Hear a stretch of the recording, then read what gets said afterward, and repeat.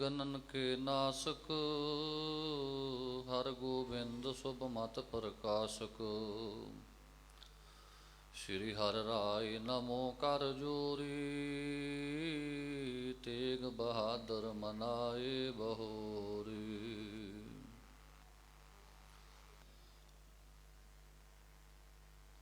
या मह अमृत ज्ञान है, माणक भगत बैराग। श्री गुरु ग्रंथ साहिब उदद, बंदों कर अनुराग। श्री गुरु शब्द कमाहि जिन, जीते पंच विकार।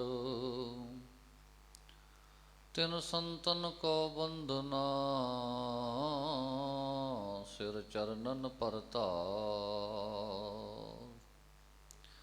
नहीं जान जाई कछु रूप रेखं, कहा वासता को फिरै कवन पेखं। कहा नाम ताको, कहा कै कहावै। कहा मैं बखानो, कहे मो न आवे। बेसुमार अथाह अगनत अतुल, ज्यों बुलावो त्यों नानक दास बोले।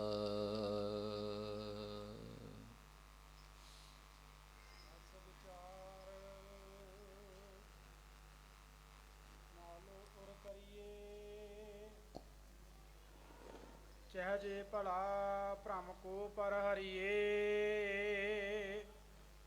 आस विचार मालो उर करिए। वाहिगुरु जी का खालसा, वाहिगुरु जी की फतेह। सतगुरु सच्चे पातशाह धन श्री गुरु ग्रंथ साहिब महाराज जी की अपार किरपा रहमत बख्शिश अपने सारिਆਂ ਦੇ ਉੱਪਰ ਹੋਈ ਆ। सतगुरु जी की बख्शिश के सदका नितनेम अनुसार संध्या के दीवान विच सज बैठे हाँ। पावन हजूरी धन श्री गुरु तेग बहादुर साहब सच्चे पातशाह जी के अंदर बड़ा मनोहर गुरबाणी का कीर्तन आपां सरवण कर रहे सी। सो हुण नित दे क्रम के अनुसार पावन श्री नानक प्रकाश की कथा जो निता प्रति सतगुर जी के दरबार अंदर हुंदी है, ਉਹਦੇ ਨਾਲ जुड़न का समा प्राप्त होया। आओ सतगुर जी कृपा करन। सतगुरु जी का वाक है, प्रभ की उस्तत करो संत मीत, सावधान एकाग्र चीत। सतगुरु श्री गुरु तेग बहादुर साहब सच्चे पातशाह कृपा करन। सतगुरु श्री गुरु ग्रंथ साहब सच्चे पातशाह महाराज कृपा करन कि असी मन चित बिरती की एकाग्रता के सहित सतगुरु जी के पावन गुर इतिहास की गुर सिद्धांत की कथा सरवण कर सकीए। सो मन बिरतियां की एकाग्रता और चित्त की पूर्ण शुद्धता के वास्ते जितनी भी संगत गुर दरबार अंदर बैठे हो, सारे मिल के उचारण करो जी सतनाम श्री वाहिगुरु जी। आसो विचार मालो उर करिए। सो साध संगत जी कल दे दीवान विच आपां सरवण कीता सी कि जदों अचल बटाले का मेला समाप्त हुंदा है, सतगुर जी सिद्धां दे नाल गोष्ट करन तो बाद वापस चले जाते हैं श्री करतारपुर साहब। धर्मशाला अंदर बैठ के संगत नूं सतनाम का उपदेश दृढ़ करवाउंदे हैं। सो इस तरह सतगुरु जी की शोभा सुन के एक मालो शेख नां दा जग्यासू है जिहड़ा वो सतगुरु जी की शरण विच आउंदा है और सतगुरु जी दे ताईं सवाल करता है ਕਿ ਸੱਚੇ ਪਾਤਸ਼ਾਹ ਸੰਸਾਰ ਵਿੱਚ ਦੋ ਪ੍ਰਚਲਿਤ ਧਰਮ ਨੇ, ਇੱਕ ਹਿੰਦੂ ਧਰਮ ਹੈ, ਇੱਕ ਮੁਸਲਮਾਨ ਧਰਮ ਹੈ। ਮਹਾਰਾਜ ਆਪ ਜੀ ਕਿਰਪਾ ਕਰਕੇ ਸਾਨੂੰ ਦਰਸਾਉਣਾ ਕਰੋ ਕਿ ਇਹਨਾਂ ਦੋਨਾਂ ਧਰਮਾਂ ਦੇ ਵਿੱਚੋਂ ਉੱਤਮ ਕੌਣ ਹੈ, ਹਿੰਦੂ ਚੰਗੇ ਨੇ ਕਿ ਮੁਸਲਮਾਨ ਚੰਗੇ ਨੇ। ਇਹ ਯਥਾ ਗੁਰਵਾਕ ਹੈ ਜਿਹੜੇ ਭਾਈ ਗੁਰਦਾਸ ਜੀ ਨੇ ਵੀ ਆਪਣੀਆਂ ਵਾਰਾਂ 'ਚ ਲਿਖੇ ਨੇ ਨਾ, ਕਿ ਜਦੋਂ ਸਤਿਗੁਰੂ ਨਾਨਕ ਸਾਹਿਬ ਮੱਕੇ ਮਦੀਨੇ ਜਾਂਦੇ ਨੇ ਉੱਥੇ ਵੀ ਇਹੀ ਸਵਾਲ ਹੋਏ ਨੇ ਨਾ। ਪੁੱਛਣ ਗੱਲ ਇਮਾਨ ਦੀ, ਕਾਜੀ ਮੁੱਲਾ ਇਕੱਠੇ ਹੋਈ, ਵੱਡਾ ਸਾਂਗ ਵਰਤਾਇਆ ਲੱਖ ਨਾ ਸਕੈ ਕੁਦਰਤ ਕੋਈ। ਸਤਿਗੁਰੂ ਜੀ ਨੂੰ ਪੁੱਛਿਆ ਕਿ ਹਿੰਦੂ ਵੱਡਾ ਕਿ ਮੁਸਲਮਾਨ ਹੋਈ। ਮਹਾਰਾਜ ਹਿੰਦੂ ਵੱਡਾ ਹੈ ਕਿ ਮੁਸਲਮਾਨ ਵੱਡੇ ਨੇ? ਸਤਿਗੁਰੂ ਜੀ ਉਪਦੇਸ਼ ਕਹਿੰਦੇ ਨੇ ਹਿੰਦੂ ਅਤੇ ਮੁਸਲਮਾਨ। ਬਾਬਾ ਆਖੇ ਹਾਜੀਆਂ ਸ਼ੁਭ ਅਮਲਾਂ ਬਾਝੋਂ ਦੋਨੋਂ ਰੋਈ, ਹਿੰਦੂ ਅਤੇ ਮੁਸਲਮਾਨ ਦਰਗਾਹ ਅੰਦਰ ਲੈਣ ਨਾ ਢੋਈ। ਮਹਾਰਾਜ ਕਹਿੰਦੇ ਜਿਹੜੇ ਸ਼ੁਭ ਕਰਮ ਕਰੇਗਾ, ਉਹ ਕੋਈ ਹਿੰਦੂ ਹੋਵੇ ਕੋਈ ਮੁਸਲਮਾਨ ਹੋਵੇ, ਉਹ ਪਰਮੇਸ਼ਰ ਦੇ ਦਰ ਤੇ ਜਾਤ ਜਨਮ ਨਹਿ ਪੁੱਛੀਐ, ਸਤ ਕਰ ਲਿਓ ਬਤਾਏ, ਸਾ ਜਾਤ ਸਾ ਪਤ ਹੈ ਜਿਹੇ ਕਰਮ ਕਮਾਏ। ਉੱਥੇ ਕਰਮਾਂ ਦੇ ਉੱਪਰ ਨਿਬੇੜਾ ਹੋਣਾ ਭਾਈ, ਉੱਥੇ ਤੇਰਾ ਧਰਮ ਨਹੀਂ ਪੁੱਛਿਆ ਜਾਣਾ, ਤੇਰੀ ਜਾਤ ਨਹੀਂ ਪੁੱਛੀ ਜਾਣੀ। ਜੈਸੇ ਕਰਮ ਕਮਾਏ, ਜਿਹੇ ਕਰਮ ਕਮਾਏ ਤੇਹਾ ਹੋਏ ਸੀ। ਸੋ ਇਹ ਉਪਦੇਸ਼ ਮੰਨ ਲਓ ਸੇਖ ਨੂੰ ਸਤਿਗੁਰੂ ਜੀ ਦ੍ਰਿੜ ਕਰਵਾਉਂਦੇ ਹਨ। ਸੋ ਹੁਣ ਜਦੋਂ ਮੰਨ ਲਓ ਸੇਖ ਨੂੰ ਸਤਿਗੁਰੂ ਜੀ ਨੇ ਉਪਦੇਸ਼ ਦ੍ਰਿੜ ਕਰਵਾਇਆ ਤਾਂ ਮਹਾਰਾਜ ਜੀ ਕਹਿੰਦੇ ਨੇ ਮੰਨ ਲਓ ਸੇਖ ਇਹ ਜਿਹੜਾ ਤੈਨੂੰ ਵਿਚਾਰ ਦ੍ਰਿੜ ਕਰਵਾਇਆ ਨਾ ਹਿੰਦੂ ਤੇ ਮੁਸਲਮਾਨ ਦਾ ਭੇਦ, ਇਹ ਆਪਣੇ ਮਨ ਵਿੱਚ ਇਸ ਦੀ ਵਿਚਾਰ ਨੂੰ ਦ੍ਰਿੜ ਕਰਨਾ ਕਰ ਭਾਈ। ਸਹਜੇ ਭਲਾ ਭ੍ਰਮ ਕੋ ਪਰ ਹਰੀਏ। ਕਹਿੰਦੇ ਜੇ ਤੂੰ ਚਾਹੁੰਦਾ ਮੇਰਾ ਭਲਾ ਹੋ ਜਾਵੇ ਤਾਂ ਆਪਣੇ ਹਿਰਦੇ ਦੇ ਵਿੱਚੋਂ ਹਿੰਦੂ ਔਰ ਮੁਸਲਮਾਨ ਦਾ ਜਿਹੜਾ ਭਰਮ ਪਿਆ ਨਾ, ਤੈਨੂੰ ਇਹ ਭਰਮ ਦੂਰ ਕਰ ਦੇ ਭਾਈ। ਮਤ ਵਿਦਾਰਨ ਦੇ ਉਪਦੇਸਾ। ਕੁਮਤ ਕਹੀਏ ਖੋਟੀ ਮਤ ਨੂੰ ਵਿਦਾਰਨ ਕਹੀਏ ਨਾਸ਼ ਕਰਨ ਵਾਲੇ ਸਤਿਗੁਰੂ ਨਾਨਕ ਸਾਹਿਬ ਜੀ ਨੇ ਇਸ ਤਰ੍ਹਾਂ ਦਾ ਉਪਦੇਸ਼ ਦਿੱਤਾ ਹੈ ਜੀ। ਕਿਰਪਾ ਦਿਸ਼ਟ ਦੇਖੀ ਜਗਤੇਸਾ। ਸਤਿਗੁਰੂ ਜੀ ਨੇ ਮੰਨ ਲਓ ਸ਼ੇਖ ਵੱਲ ਕਿਰਪਾ ਦੀ ਦ੍ਰਿਸ਼ਟੀ ਧਾਰ ਕੇ ਦੇਖਣਾ ਕੀਤਾ। ਸਤਿਗੁਰੂ ਜੀ ਦੀ ਦ੍ਰਿਸ਼ਟੀ ਵਿੱਚ ਐਸਾ ਅੰਮ੍ਰਿਤ ਹੈ ਜਿਹਦੇ ਵੱਲ ਵੀ ਦੇਖ ਲੈਂਦੇ ਹਨ। ਕਿਰਪਾ ਕਟਾਖ ਅਵਲੋਕਨ ਕੀਨੋ, ਦਾਸ ਕਾ ਦੁੱਖ ਵਿਦਾਰਿਓ। ਉਹਦੇ ਅੰਦਰਲੇ ਦੁੱਖ ਪਾਪ ਕਲੇਸ਼ ਨੇ ਜਿਹੜੇ ਉਹ ਕੱਟ ਦਿੰਦੇ ਨੇ। ਸੋ ਜਦੋਂ ਸਤਿਗੁਰੂ ਸਾਹਿਬ ਜੀ ਨੇ ਮੰਨ ਲਓ ਸ਼ੇਖ ਦੇ ਉੱਪਰ ਕਿਰਪਾ ਦ੍ਰਿਸ਼ਟੀ ਕਰਕੇ ਦੇਖਣਾ ਕੀਤਾ। ਦੋਹਰਾ ਦੰਭ ਕਦਨ ਕੇ ਬਚਨ ਤੇ ਅਣਦ ਸਦਨ ਸੁਣ ਬੈਨ। ਦੰਭ ਕਹੀਏ ਅੰਦਰਲੇ ਪਖੰਡ, ਕਦਨ ਕਹੀਏ ਨਾਸ ਕਰਨ ਵਾਲੇ। ਅੰਦਰਲੇ ਪਖੰਡਾਂ ਦੇ ਨਾਸ ਕਰਨ ਵਾਲੇ ਸਤਿਗੁਰੂ ਨਾਨਕ ਸਾਹਿਬ ਜੀ ਦੇ ਜਦੋਂ ਆਨੰਦਾਂ ਦੇ ਘਰ ਨੂੰ ਪ੍ਰਾਪਤ ਕਰਵਾਉਣ ਵਾਲੇ ਇਸ ਤਰ੍ਹਾਂ ਦੇ ਸ਼ੁਭ ਬਚਨ ਸੁਣੇ ਮੰਨ ਲਓ ਸ਼ੇਖ ਨੇ। ਪਦ ਪੰਕਜ ਪਰ ਪਰ ਰਹਿਓ, ਪਰ ਹਰ ਉਰ ਪੀ ਚੈਨ। ਕਹਿੰਦਾ ਇਸ ਤਰ੍ਹਾਂ ਦੇ ਬਚਨ ਸੁਣ ਕੇ ਕਵਿਰਾਜ ਜੀ ਕਹਿੰਦੇ ਜਿਹੜਾ ਮੰਨ ਲਓ ਸ਼ੇਖ ਸੀ ਉਹ ਸਤਿਗੁਰ ਜੀ ਦੇ ਪਦ ਪੰਕਜ ਪਰ ਪਰ ਰਹਿਓ, ਚਰਨ ਸਹੀ ਸਤਿਗੁਰ ਜੀ ਦੇ ਜਿਹੜੇ ਪੰਕਜ ਦੇ ਸਮਾਨ, ਕਮਲ ਦੇ ਫੁੱਲ ਦੇ ਸਮਾਨ ਸਤਿਗੁਰ ਜੀ ਦੇ ਚਰਨ ਸੀ, ਉਹਨਾਂ ਦੇ ਉੱਪਰ ਡਿੱਗ ਪਿਆ ਔਰ ਉਹਦੇ ਹਿਰਦੇ ਨੂੰ ਸ਼ਾਂਤੀ ਆ ਗਈ, ਕਿਉਂਕਿ ਅੰਦਰਲਾ ਦਵੇਸ਼ ਮਿਟ ਗਿਆ। ਜਦੋਂ ਸਾਧ ਸੰਗਤ ਜੀ ਅਸੀਂ ਘਰ ਵਿੱਚ ਸਾਰੇ ਦਿਨ ਕਿਰਤ ਕਮਾਈ ਕਰਕੇ ਆਣ ਕੇ ਆਪਣੇ ਬਿਸਤਰੇ ਦੇ ਉੱਪਰ ਪੈ ਜਾਂਦੇ ਹਾਂ ਬੈੱਡ 'ਤੇ ਸੌਣ ਵਾਸਤੇ, ਜੇ ਮਨ ਵਿੱਚ ਕਿਸੇ ਤਰ੍ਹਾਂ ਦੀ ਦੁਆਇਸ਼ ਆ ਜਾਵੇ, ਦੁਬਿਧਾ ਆ ਜਾਵੇ ਤਾਂ ਸਾਨੂੰ ਚੈਨ ਨਹੀਂ ਆਉਂਦੀ।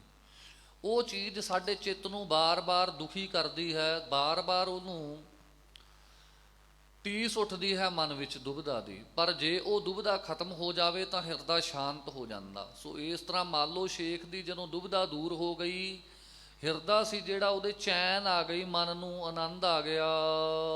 ਚੋਪਈ ਹੋਏ ਦੀਨ ਮਨ ਬਿਨੈ ਬਿਖਾਨੀ। ਬੜੀ ਅਧੀਨਤਾ ਦੇ ਸਹਿਤ ਸਤਿਗੁਰੂ ਜੀ ਦੇ ਕੋਲ ਹੁਣ ਮੰਨ ਲਓ ਸ਼ੇਖ ਨੇ ਬੇਨਤੀ ਕੀਤੀ। ਅਬ ਜਾਣੇ ਤੁਮ ਸ੍ਰੀ ਗੁਣ ਗਾਨੀ। ਅਬ ਜਾਣੇ ਤੁਮ ਸ਼੍ਰੀ ਗੁਣ ਖਾਨੀ। ਸੱਚੇ ਪਾਤਸ਼ਾਹ ਹੁਣ ਮੈਂ ਆਪ ਜੀ ਨੂੰ ਸ਼੍ਰੀ ਸ਼੍ਰੇਸ਼ਠ ਗੁਣਾਂ ਦੇ ਖਾਨ, ਗੁਣਾਂ ਦੇ ਸਮੁੰਦਰ ਪਰਮੇਸ਼ਰ ਕਰਕੇ ਜਾਣ ਲਿਆ ਹੈ ਜੀ। ਭਇਓ ਮਰੀਦੰ ਰਾਵਰ ਕੇਰਾ। ਰਾਵਰ ਕਹੀਏ ਮਾਲਕ, ਮਾਲੋ ਸੇਖ ਕਹਿੰਦਾ ਮਹਾਰਾਜ ਹੁਣ ਮੈਂ ਆਪ ਜੀ ਦਾ ਮੁਰੀਦ ਹੋ ਗਿਆ ਹਾਂ, ਚੇਲਾ ਸੇਵਕ ਬਣ ਗਿਆ ਹਾਂ। ਬਚਨ ਸੁਣਤ ਭ੍ਰਮ ਮਿਟ ਗਇਓ ਮੇਰਾ। ਮਹਾਰਾਜ ਤੁਹਾਡੇ ਬਚਨ ਸੁਣ ਕੇ ਜਿਹੜਾ ਮੇਰੇ ਅੰਦਰ ਭਰਮ ਸੀ ਨਾ ਵੀ ਹਿੰਦੂ ਚੰਗੇ ਨੇ ਕਿ ਮੁਸਲਮਾਨ ਚੰਗੇ ਨੇ, ਉਹ ਭਰਮ ਮਿਟ ਗਿਆ ਮੇਰੇ ਅੰਦਰੋਂ। ਓ ਖੁਦਾਏ ਮੂਰਤ ਧਰ ਆਏ। ਹੇ ਸੱਚੇ ਪਾਤਸ਼ਾਹ ਮੈਨੂੰ ਇਉਂ ਪ੍ਰਤੀਤ ਹੁੰਦਾ ਹੈ ਆਪ ਜੀ ਖੁਦਾਵੰਦ ਪਰਮੇਸ਼ਰ ਹੋ, ਔਰ ਇਹ ਮਨੁੱਖ ਦਾ ਰੂਪ ਧਾਰ ਕੇ ਸੰਸਾਰ ਵਿੱਚ ਆਏ ਹੋ ਆਪ ਜੀ ਖੁਦ ਖੁਦਾ ਪਰਮੇਸ਼ਰ ਹੀ। ਦਾਵੇ ਦਵੈਤ ਪਖੰਡ ਮਿਟਾਏ। ਸੱਚੇ ਪਾਤਸ਼ਾਹ ਜੀ ਆਪ ਜੀ ਦੁਨੀਆਂ ਦੇ ਉੱਪਰੋਂ ਦਾਵੇ ਦਵੈਤ ਨੇ, ਦਵੈਤ ਕਹੀਏ ਦੁਬਦਾ ਹੈ ਜਿਹੜੀ ਲੋਕਾਂ ਵਿੱਚ। ਕੋਈ ਕਹਿੰਦਾ ਹੈ ਮੈਂ ਹਿੰਦੂ ਹਾਂ ਮੈਂ ਸ੍ਰੇਸ਼ਟ ਹੈ, ਦੂਸਰਾ ਕਹਿੰਦਾ ਮੈਂ ਮੁਸਲਮਾਨ ਹੈ ਮੇਰਾ ਪਰਮੇਸ਼ਰ ਸ੍ਰੇਸ਼ਟ ਹੈ। ਮੁਸਲਮਾਨ ਕਹਿੰਦਾ ਖੁਦਾਵੰਦ ਕਰੀਮ ਤੇ ਜਿਹੜੇ ਯਕੀਨ ਰੱਖਣਗੇ ਉਹੀ ਪਾਰ ਹੋਣਗੇ। ਹਿੰਦੂ ਕਹਿੰਦਾ ਜਿਹੜੇ ਰਾਮ ਜੀ ਤੇ ਯਕੀਨ ਰੱਖਣਗੇ ਉਹੀ ਪਾਰ ਹੋਣਗੇ। ਸਤਿਗੁਰੂ ਨਾਨਕ ਨੇ ਦਰਸਾ ਦਿੱਤਾ ਕਿ ਭਾਈ ਉਹ ਏਕੋ ਹੀ ਹੈ, ਏਕੋ ਹੈ ਭਾਈ ਏਕੋ ਹੈ, ਸਾਹਿਬ ਮੇਰਾ ਏਕੋ ਹੈ। ਜਿਹਨੂੰ ਤੁਸੀਂ ਕਹਿੰਦੇ ਹੋ ਨਾ ਅੱਲਾਹ ਪਾਕੰ ਪਾਕ ਹੈ, ਸ਼ੱਕ ਕਰੋ ਜੇ ਦੂਸਰ ਹੋਏ, ਭਾਈ ਉਹ ਤਾਂ ਪਾਕ ਪਵਿੱਤਰ ਹੈ। ਸ਼ੱਕ ਮੈਨੂੰ ਤਾਂ ਹੋਵੇ ਜੇ ਕੋਈ ਉਹਦੇ ਵਰਗਾ ਦੂਸਰਾ ਹੋਵੇ, ਉਹ ਇੱਕੋ ਹੀ ਹੈ। ਕੋਈ ਬੋਲੇ ਰਾਮ ਰਾਮ ਕੋਈ ਖੁਦਾਏ, ਕੋਈ ਸੇਵੈ ਗੋਸਈਆਂ ਕੋਈ ਅਲਾਏ, ਕਾਰਨ ਕਰਨ ਕਰੀਮ ਕਿਰਪਾ ਧਾਰ ਰਹੀਮ, ਕੋਈ ਨਹਾਵੈ ਤੀਰਥ ਕੋਈ ਹਜ ਜਾਏ, ਕੋਈ ਕਰੇ ਪੂਜਾ ਕੋਈ ਸਿਰ ਨਿਆਏ, ਕੋਈ ਪੜ੍ਹੈ ਵੇਦ ਕੋਈ ਕਤੇਬ। ਸੋ ਇਸ ਤਰ੍ਹਾਂ ਮਹਾਰਾਜ ਨੇ ਸਾਰੀ ਖੇਡ ਸਮਝਾ ਕੇ ਇਹ ਕਹਿ ਦਿੱਤਾ ਫਰਕ ਕੋਈ ਨਹੀਂ ਹੈ ਦੋਨਾਂ ਵਿੱਚ, ਰਾਮ ਖੁਦਾਏ ਮੈਂ ਭੇਦ ਕਿਛ ਨਾਹੀਂ। ਰੱਬ ਦੇ ਵਿੱਚ ਔਰ ਖੁਦਾ ਵਿੱਚ ਔਰ ਵਾਹਿਗੁਰੂ ਵਿੱਚ ਕੋਈ ਭੇਦ ਨਹੀਂ। ਦੱਦਾ ਦਾਤਾ ਏਕ ਹੈ ਸਭ ਕੋ ਦੇਵਨਹਾਰ, ਦਿੰਦੇ ਟੋਟ ਨਾ ਆਵਈ ਅਗੰਤ ਭਰੇ ਭੰਡਾਰ। ਦਾਦਾ ਦਾਤਾ ਹੈ ਜਿਹੜਾ ਦਾਤਾਂ ਦੇਣ ਵਾਲਾ, ਉਹ ਇੱਕੋ ਹੀ ਹੈ ਭਾਈ। ਕਿਸੇ ਨੇ ਇਸ ਤਰ੍ਹਾਂ ਦਾ ਭਰਮ ਨਹੀਂ ਕਰਨਾ ਕਿ ਮੁਸਲਮਾਨਾਂ ਦਾ ਖੁਦਾ ਕੋਈ ਹੋਰ ਹੈ, ਹਿੰਦੂਆਂ ਦਾ ਪਰਮੇਸ਼ਰ ਰਾਮ ਕੋਈ ਹੋਰ ਹੈ, ਸਿੱਖਾਂ ਦਾ ਵਾਹਿਗੁਰੂ ਕੋਈ ਹੋਰ ਹੈ। ਸਾਰੇ ਇੱਕੋ ਹੀ ਰੂਪ ਹਨ। ਕੋਈ ਉਹਨੂੰ ਅੱਲਾ ਕਹਿ ਕੇ ਆਵਾਜ਼ ਮਾਰਦਾ, ਕੋਈ ਰਾਮ ਕਹਿ ਕੇ ਆਵਾਜ਼ਾਂ ਮਾਰਦਾ ਹੈ ਜੀ। ਅਬ ਤੁਮ ਪੀਰ ਭਏ ਹੋ ਮੇਰੇ, ਉਪਜੀ ਸਾਂ ਦਰਸ ਕੋ ਹੇਰੇ। ਮਹਾਰਾਜ ਨੂੰ ਕਹਿੰਦਾ ਮਹਾਰਾਜ ਹੁਣ ਤੁਸੀਂ ਮੇਰੇ ਪੀਰ ਹੋ ਗਏ ਹੋ, ਇਸ ਕਰਕੇ ਮੇਰੇ ਮਨ ਦੇ ਵਿੱਚ ਆਪ ਜੀ ਦੇ ਦਰਸ਼ਨਾਂ ਦੀ ਤਾਂਘ ਬਣੀ ਰਹਿੰਦੀ ਹੈ। ਮੋਰ ਔਰ ਨਭ ਰਵ ਰੂਪ ਤੁਮਾਰਾ। ਮੇਰੇ ਹਿਰਦੇ ਦੇ ਅੰਦਰ ਸੱਚੇ ਪਾਤਸ਼ਾਹ ਜਿਹੜਾ ਤੁਹਾਡਾ ਰੂਪ ਹੈ ਇਸ ਤਰ੍ਹਾਂ ਦੇ ਨਾਲ ਵਸਿਆ ਹੋਇਆ ਜਿਵੇਂ ਆਕਾਸ਼ ਲੋਕ ਦੇ ਵਿੱਚ ਸੂਰਜ ਸੁਭਾਏਮਾਨ ਹੁੰਦਾ ਹੈ। ਬਚਨ ਕਿਰਨ ਜੁਤ ਕਰੋ ਵਿਸਾਰਾ। ਔਰ ਮਹਾਰਾਜ ਆਪ ਜੀ ਦੇ ਜਿਹੜੇ ਬਚਨ ਹਨ ਇਹ ਸੂਰਜ ਦੀਆਂ ਕਿਰਨਾਂ ਦੇ ਸਮਾਨ ਹਨ। ਸੱਚੇ ਪਾਤਸ਼ਾਹ ਆਪਣੇ ਬਚਨਾਂ ਦੇ ਸਮੇਤ ਮੇਰੇ ਹਿਰਦੇ ਦੇ ਵਿੱਚ ਵਾਸ ਕਰਨਾ ਕਰੋ ਜੀ। ਦਿਵੈ ਸਦੀਵ ਮੋਹ ਤਮ ਨਾਸੂ। ਸੱਚੇ ਪਾਤਸ਼ਾਹ ਜਿਵੇਂ ਜਿਵੇਂ ਸੂਰਜ ਚੜ੍ਹਦਾ ਉਵੇਂ ਉਵੇਂ ਸੰਸਾਰ ਵਿੱਚੋਂ ਹਨੇਰੇ ਦਾ ਨਾਸ਼ ਹੁੰਦਾ ਜਾਂਦਾ। ਸੋ ਸੱਚੇ ਪਾਤਸ਼ਾਹ ਜਿਵੇਂ ਜਿਵੇਂ ਤੁਹਾਡੇ ਨਾਮ ਦਾ ਪਸਾਰਾ ਮੇਰੇ ਹਿਰਦੇ ਵਿੱਚ ਹੁੰਦਾ, ਤੁਹਾਡਾ ਰੂਪ ਮੇਰੇ ਹਿਰਦੇ ਵਿੱਚ ਵਸਦਾ, ਦਿਪੈ ਸਦੀਵ ਮੋਹ ਤਮ ਨਾਸੂ, ਮੇਰੇ ਅੰਦਰੋਂ ਮੋਹ ਦਾ ਨਾਸ਼ ਹੁੰਦਾ ਜਾਂਦਾ। ਸੱਚੇ ਪਾਤਸ਼ਾਹ ਜਿਵੇਂ ਜਿਵੇਂ ਆਪ ਜੀ ਦਾ ਸਰੂਪ ਮੇਰੇ ਹਿਰਦੇ ਵਿੱਚ ਵਸਦਾ ਹੈ। ਕਲਮੜ ਉਡਕੋ ਮਿਟੇ ਪ੍ਰਕਾਸ਼ੂ। ਮਹਾਰਾਜ ਜਿਵੇਂ ਜਿਵੇਂ ਆਪ ਜੀ ਦੇ ਨਾਮ ਦਾ ਪ੍ਰਕਾਸ਼ ਮੇਰੇ ਹਿਰਦੇ ਵਿੱਚ ਹੁੰਦਾ ਹੈ, ਕਲਮਲ ਹੈ ਜਿਹੜਾ ਉੜਦਾ ਜਾਂਦਾ ਹੈ, ਮਿਟਹਿ ਪ੍ਰਕਾਸ਼ੂ। ਸੋ ਮਹਾਰਾਜ ਕਲਮਲ ਹੈ ਜਿਹੜਾ ਉਹ ਉੜਦਾ ਜਾਂਦਾ ਹੈ, ਚੰਦਰਮਾ ਜਿਹੜਾ ਸ਼ੀਤਲਤਾ ਦੇ ਸਹਿਤ ਪ੍ਰਕਾਸ਼ਮਾਨ ਹੋ ਰਿਹਾ ਹੈ ਆਪ ਜੀ ਦੇ ਦਰਸ਼ਨ ਦਾ। ਪ੍ਰਸ਼ਨ ਕਹਿਓ ਨਾਸੂ। ਪ੍ਰਸ਼ਨ ਕਹਿਓ ਇੱਕ ਔਰ ਮੁਝ ਜੋ ਖੁਦਾਏ ਦਰਗਾਹ। ਹੁਣ ਮਾਲੋ ਸ਼ੇਖ ਹੈ ਨਾ ਜਿਹੜਾ, ਮਹਾਰਾਜ ਨੂੰ ਕਹਿੰਦਾ ਮਹਾਰਾਜ ਇੱਕ ਮੇਰੇ ਮਨ ਵਿੱਚ ਹੋਰ ਪ੍ਰਸ਼ਨ ਆਇਆ ਵੀ ਜਿਹੜੀ ਪਰਮੇਸ਼ਰ ਦੀ ਦਰਗਾਹ ਹੈ ਉਹ ਆਦਰ ਤਹਿ ਪਾਵਈ ਜਿਹੇ ਨਕਾਰ ਕਿਤ ਨਾਹ। ਮਹਾਰਾਜ ਐਸਾ ਕੌਣ ਮਨੁੱਖ ਹੈ ਜਿਹੜਾ ਪਰਮੇਸ਼ਰ ਦੀ ਖੁਦਾ ਦੀ ਦਰਗਾਹ ਦੇ ਵਿੱਚ ਆਦਰ ਪਾਉਂਦਾ ਹੈ, ਜਿਹਨੂੰ ਦਰਗਾਹ ਦੇ ਵਿੱਚ ਰੇ ਰੇ ਦਰਗਾਹ ਕਹਿ ਨਾ ਕੋਊ, ਆਓ ਬੈਸ ਆਦਰ ਸੁਭ ਦਿਓ। ਐਸਾ ਕੌਣ ਮਨੁੱਖ ਹੈ ਜਿਹਨੂੰ ਦਰਗਾਹ ਦੇ ਵਿੱਚ ਆਦਰ ਮਿਲਦਾ ਹੈ। ਸੋ ਪਈ ਤਿਹ ਤੇ ਲਛਣ ਮੁਝੇ ਸੁਣਈਏ। ਸੱਚੇ ਪਾਤਸ਼ਾਹ ਉਸ ਭਾਗਾਂ ਵਾਲੇ ਵਡਭਾਗੇ ਦੇ ਲੱਛਣ ਮੈਨੂੰ ਦੱਸਣਾ ਕਰੋ ਜਿਹਨੂੰ ਦਰਗਾਹ ਦੇ ਵਿੱਚ ਮਾਣ ਮਿਲਦਾ ਹੈ। ਜਿਹ ਤੇ ਦਰਗਾਹ ਠਾਕ ਨਾ ਪਈਏ। ਜਿਸ ਕਰਕੇ ਮਹਾਰਾਜ ਦਰਗਾਹ ਦੇ ਵਿੱਚ ਉਹਨੂੰ ਕਿਸੇ ਤਰ੍ਹਾਂ ਦਾ ਠਾਕ ਨਾ ਪਈਏ, ਕਿਸੇ ਤਰ੍ਹਾਂ ਦੀ ਨਕਾਰਿਆ ਨਹੀਂ ਜਾਂਦਾ ਦਰਗਾਹ ਦੇ ਵਿੱਚ। ਬਾਹਰੋ ਸ੍ਰੀ ਪ੍ਰਭ ਬਚਨ ਉਚਾਰੇ। ਆਏ। ਮੰਨ ਲਓ ਸੇਖ ਦੀਆਂ ਇਸ ਤਰ੍ਹਾਂ ਦੀਆਂ ਬੇਨਤੀਆਂ ਸੁਣ ਕੇ ਸੱਚੇ ਪਾਤਸ਼ਾਹ ਨੇ ਬਚਨ ਉਚਾਰਨਾ ਕੀਤੇ ਹਨ। ਦਵੈਤੀ ਦਾਵੇ ਜਿਹ ਮਨ ਟਾਰੇ। ਮਹਾਰਾਜ ਕਹਿੰਦੇ ਭਾਈ ਮਾਣ ਦਰਗਾਹ ਦੇ ਵਿੱਚ ਉਹਨਾਂ ਨੂੰ ਮਿਲਦਾ ਜਿਨ੍ਹਾਂ ਦੇ ਹਿਰਦੇ ਵਿੱਚੋਂ ਦ્વੈਤ ਭਾਵ ਦਾ ਨਾਸ ਹੋ ਗਿਆ। ਜਿਨ੍ਹਾਂ ਦੇ ਹਿਰਦੇ ਅੰਦਰ ਦ્વੈਤ ਹੈ ਨਾ, ਅਜੇ ਵੀ ਆ ਹਿੰਦੂ ਹੈ, ਮੈਂ ਮੁਸਲਮਾਨ ਹੈ, ਮੈਂ ਹਿੰਦੂ ਹੈ, ਇਹ ਮੁਸਲਮਾਨ ਹੈ, ਇਹ ਹੋਰ ਹੈ, ਮੈਂ ਹੋਰ ਹਾਂ, ਜਿਨ੍ਹਾਂ ਦੇ ਹਿਰਦੇ ਅੰਦਰ ਇਹ ਭਾਵਨਾ ਹੈ, ਮਹਾਰਾਜ ਕਹਿੰਦੇ ਉਹਨਾਂ ਦੇ ਦ્વੈਤ ਹੈ। ਜਿਨ੍ਹਾਂ ਦੇ ਮਨ ਦੇ ਵਿੱਚ ਦ્વੈਤੀ ਦਾਵੇ ਜਿਹ ਮਨ ਟਾਰੇ, ਜਿਨ੍ਹਾਂ ਨੇ ਆਪਣੇ ਹਿਰਦੇ ਦੇ ਵਿੱਚੋਂ ਦ્વੈਤ ਦੇ ਦਾਅਵੇ ਛੱਡ ਦਿੱਤੇ ਹਨ, ਜਿਨ੍ਹਾਂ ਦੇ ਹਿਰਦੇ ਅੰਦਰ ਗੁਰਬਾਣੀ ਦਾ ਇਹ ਬਚਨ ਵਸ ਗਿਆ, ਬ੍ਰਹਮ ਦੀਸੈ ਬ੍ਰਹਮ ਸੁਣੀਐ, ਏਕ ਏਕ ਵਖਾਣੀਐ, ਆਤਮ ਪਸਾਰਾ ਕਰਨ ਹਾਰਾ, ਪ੍ਰਭ ਬਿਨਾ ਨਹੀਂ ਜਾਣੀਐ। ਜਿਨ੍ਹਾਂ ਦੇ ਹਿਰਦੇ ਦੇ ਵਿੱਚ ਇਹ ਭਾਵਨਾ ਆ ਗਈ, ਮਹਾਰਾਜ ਕਹਿੰਦੇ ਉਹਨਾਂ ਨੂੰ ਦਰਗਾਹ ਦੇ ਵਿੱਚ ਮਾਣ ਮਿਲਦਾ ਹੈ। ਰਹਿਰਾਸ ਸਾਹਿਬ ਦੇ ਵਿੱਚ ਪੜ੍ਹਦੇ ਆ ਨਾ, ਸਤਿਗੁਰ ਸੇਤੀ ਰਤਿਆਂ ਦਰਗਹਿ ਪਾਈਐ ਠਾਓ। ਦਰਗਾਹ ਦੇ ਵਿੱਚ ਥਾਂ ਕਿਹਨਾਂ ਨੂੰ ਮਿਲਦੀ, ਦਰਗਾਹ ਦੇ ਵਿੱਚ ਆਦਰ ਕਿਹਨਾਂ ਨੂੰ ਮਿਲਦਾ, ਜਿਹੜੇ ਸਤਿਗੁਰ ਜੀ ਦੇ ਨਾਲ ਓਤ ਪ੍ਰੋਤ ਹੋ ਜਾਂਦੇ ਨੇ। ਭਾਵ ਸਤਿਗੁਰ ਜੀ ਦੇ ਬਚਨਾਂ ਦੇ ਨਾਲ ਜਿਨ੍ਹਾਂ ਦਾ ਚਿੱਤ ਜੁੜ ਜਾਂਦਾ, ਉਹਨਾਂ ਨੂੰ ਦਰਗਾਹ ਦੇ ਵਿੱਚ ਮਾਣ ਮਿਲਦਾ ਹੈ ਜੀ। ਭਾਣਾ ਵਾਹਿਗੁਰੂ ਕੋ ਮਾਨਿਓ। ਜਿਹੜੇ ਵਾਹਿਗੁਰੂ ਦੇ ਭਾਣੇ ਨੂੰ ਸੱਤ ਕਰਕੇ ਮੰਨਦੇ ਹਨ, ਉਸ ਦੇ ਉੱਪਰ ਕਿਸੇ ਤਰ੍ਹਾਂ ਦਾ ਕਿੰਤੂ ਨਹੀਂ ਕਰਦੇ, ਉਹ ਭਾਈ ਉਹਨਾਂ ਨੂੰ ਦਰਗਾਹ ਦੇ ਵਿੱਚ ਮਾਣ ਮਿਲਦਾ ਹੈ। ਸਾਧ ਸੰਗਤ ਜੀ, ਆਪ ਜੀ ਸਾਰੇ ਹੀ ਜਪਜੀ ਸਾਹਿਬ ਬਾਣੀ ਪੜ੍ਹਨ ਵਾਲੇ ਸਿੱਖਾਂ ਦੇ ਘਰ ਵਿੱਚ ਜਨਮ ਹੈ ਸਾਡਾ, ਸੋ ਇਹ ਸਾਡੇ ਵਾਸਤੇ ਜ਼ਰੂਰੀ ਹੈ। ਸਿੱਖ ਦੇ ਘਰ ਜੀ ਦਾ ਜਨਮ ਹੋਵੇ, ਉਹਦੇ ਕੰਠ ਵਿੱਚ ਜਪਜੀ ਦਾ ਪਾਠ ਹੋਵੇ। ਰਹਿਤਨਾਮਿਆਂ ਵਿੱਚ ਬਚਨ ਮਿਲਦੇ ਨੇ, ਸਿੱਖ ਗੁਰੂ ਕਾ ਹੋਏ ਗਇਓ, ਜਪਜੀ ਕੰਠ ਨਾ ਕੀਨ, ਤੰਦੁਲ ਬਿਨ ਤੁਖ ਕਾਮ ਕਹਿ ਤੈਸੇ ਸਿੱਖ ਕੋ ਚੀਨ। ਹੁਣ ਜਿਹੜਾ ਸਮਾਂ ਹੈ ਨਾ ਸਾਧ ਸੰਗਤ ਜੀ, ਜ਼ਿਮੀਂਦਾਰ ਕਿਸਾਨਾਂ ਨੇ ਖੇਤਾਂ ਵਿੱਚ ਝੋਨਾ ਬੀਜਿਆ, ਧਾਨ ਕਹਿੰਦੇ ਨੇ ਜਿਹਨੂੰ, ਚੌਲ। ਇਹ ਇੱਕ ਦਾਣਾ ਚੌਲ ਦਾ ਜਦੋਂ ਬਣਦਾ ਸਾਧ ਸੰਗਤ ਜੀ, ਉਹਦੇ ਉੱਪਰ ਛਿਲਕਾ ਹੁੰਦਾ। ਮਹਾਰਾਜ ਕਹਿੰਦੇ ਨੇ ਜਿਹੜਾ ਗੁਰੂ ਕਾ ਸਿੱਖ ਬਣ ਜਾਵੇ ਔਰ ਉਹਦੇ ਕੋਲ ਜਪਜੀ ਨਾ ਹੋਵੇ, ਉਹਦੀ ਹਾਲਾਤ ਕਿਸ ਤਰ੍ਹਾਂ ਦੀ ਹੁੰਦੀ ਹੈ। ਜਿਵੇਂ ਉਹ ਚੌਲਾਂ ਦਾ ਦਾਣਾ, ਉਹਨੂੰ ਫੇਰ ਲਿਜਾਂਦੇ ਨੇ ਸਾਧ ਸੰਗਤ ਜੀ, ਚੱਕੀ ਦੇ ਉੱਪਰ ਇੱਕ ਪਿੰਜਾ ਲੱਗਿਆ ਹੁੰਦਾ ਜਿਹਨੂੰ ਕਹਿੰਦੇ ਚੌਲ ਛਡਾਉਣੇ। ਉਹ ਮਸ਼ੀਨ ਦੇ ਵਿੱਚ ਪਾਉਂਦੇ ਨੇ, ਉਹ ਕੀ ਕਰਦਾ ਹੈ, ਦਾਣੇ ਵੱਖਰੇ ਕਰ ਦਿੰਦਾ, ਜਿਹੜੇ ਛਿਲਕੇ ਹੁੰਦੇ ਨੇ ਉਹਨਾਂ ਨੂੰ ਵੱਖਰੇ ਕਰ ਦਿੰਦਾ। ਮਹਾਰਾਜ ਕਹਿੰਦੇ ਜਪਜੀ ਸਾਹਿਬ ਦੇ ਪਾਠ ਤੋਂ ਬਿਨਾ ਸਿੱਖ ਦੀ ਹਾਲਾਤ ਉਸ ਛਿਲਕੇ ਵਰਗੀ ਹੈ ਜਿਹਦੇ ਵਿੱਚੋਂ ਚੌਲ ਨਿਕਲ ਗਿਆ। ਥੋੜੀ ਜਿਹੀ ਹਵਾ ਆਈ, ਉਸ ਚੌਲ ਦੇ ਦਾਣੇ ਦੇ ਉੱਪਰੋਂ ਉਤਰੇ ਹੋਏ ਛਿਲਕੇ ਨੂੰ ਉਡਾ ਕੇ ਅਸਮਾਨ ਵਿੱਚ ਲੈ ਗਈ। ਜਦੋਂ ਹਵਾ ਬੰਦ ਹੋਈ, ਉਹ ਚੌਲ ਦਾ ਦਾਣਾ ਸੀ ਜਿਹੜਾ ਆੜ ਕੇ ਜ਼ਮੀਨ ਤੇ ਡਿੱਗ ਪਿਆ। ਕਿਸੇ ਸੁਆਣੀ ਨੇ ਘਰ ਵਿੱਚ ਡਿੱਗੀ ਹੋਈ ਇਸ ਤਰ੍ਹਾਂ ਦੀ ਗੰਦਗੀ ਦੇਖੀ, ਉਹਨੇ ਬਹੂਕਰ ਨਾਲ ਝਾੜੂ ਨਾਲ ਇਕੱਠਾ ਕਰਕੇ ਨਾਲੀ ਵਿੱਚ ਹੀ ਇਕੱਠਾ ਕਰ ਦਿੱਤਾ, ਨਾਲੀ ਵਿੱਚ ਰੋੜ ਦਿੱਤਾ। ਨਾਲੀ ਵਿੱਚੋਂ ਸਾਧ ਸੰਗਤ ਜੀ ਉਹ ਗਟਰ ਵਿੱਚ ਚਲਾ ਗਿਆ, ਗੰਦਗੀ ਵਿੱਚ ਹੀ ਸੜ ਗਿਆ। ਜੇ ਉਹਦੇ ਵਿੱਚ ਉਹ ਚੌਲ ਦੇ ਤੋਂ ਨਾ ਵਿਛੜਦਾ, ਜੇ ਉਹ ਛਿਲਕਾ ਚੌਲ ਦੇ ਨਾਲ ਜੁੜਿਆ ਰਹਿੰਦਾ, ਤਾਂ ਉਹਦਾ ਭਾਰ ਬਣਿਆ ਰਹਿਣਾ ਸੀ, ਉਹਨੇ ਹਵਾ ਨਾਲ ਉੱਡਣਾ ਨਹੀਂ ਸੀ, ਆਪਣੇ ਮਾਲਕ ਦੇ ਪਾਸ ਰਹਿੰਦਾ। ਸੋ ਸਾਧ ਸੰਗਤ ਜੀ, ਜਿਹੜੇ ਜਪਜੀ ਨੂੰ ਛੱਡ ਜਾਣਗੇ, ਮਹਾਰਾਜ ਕਹਿੰਦੇ ਉਹਨਾਂ ਦੀ ਹਾਲਾਤ ਉਸ ਛਿਲਕੇ ਵਰਗੀ ਹੋ ਜਾਏਗੀ ਜਿਹਦੇ ਵਿੱਚੋਂ ਦਾਣਾ ਨਿਕਲ ਗਿਆ ਹੋਵੇ।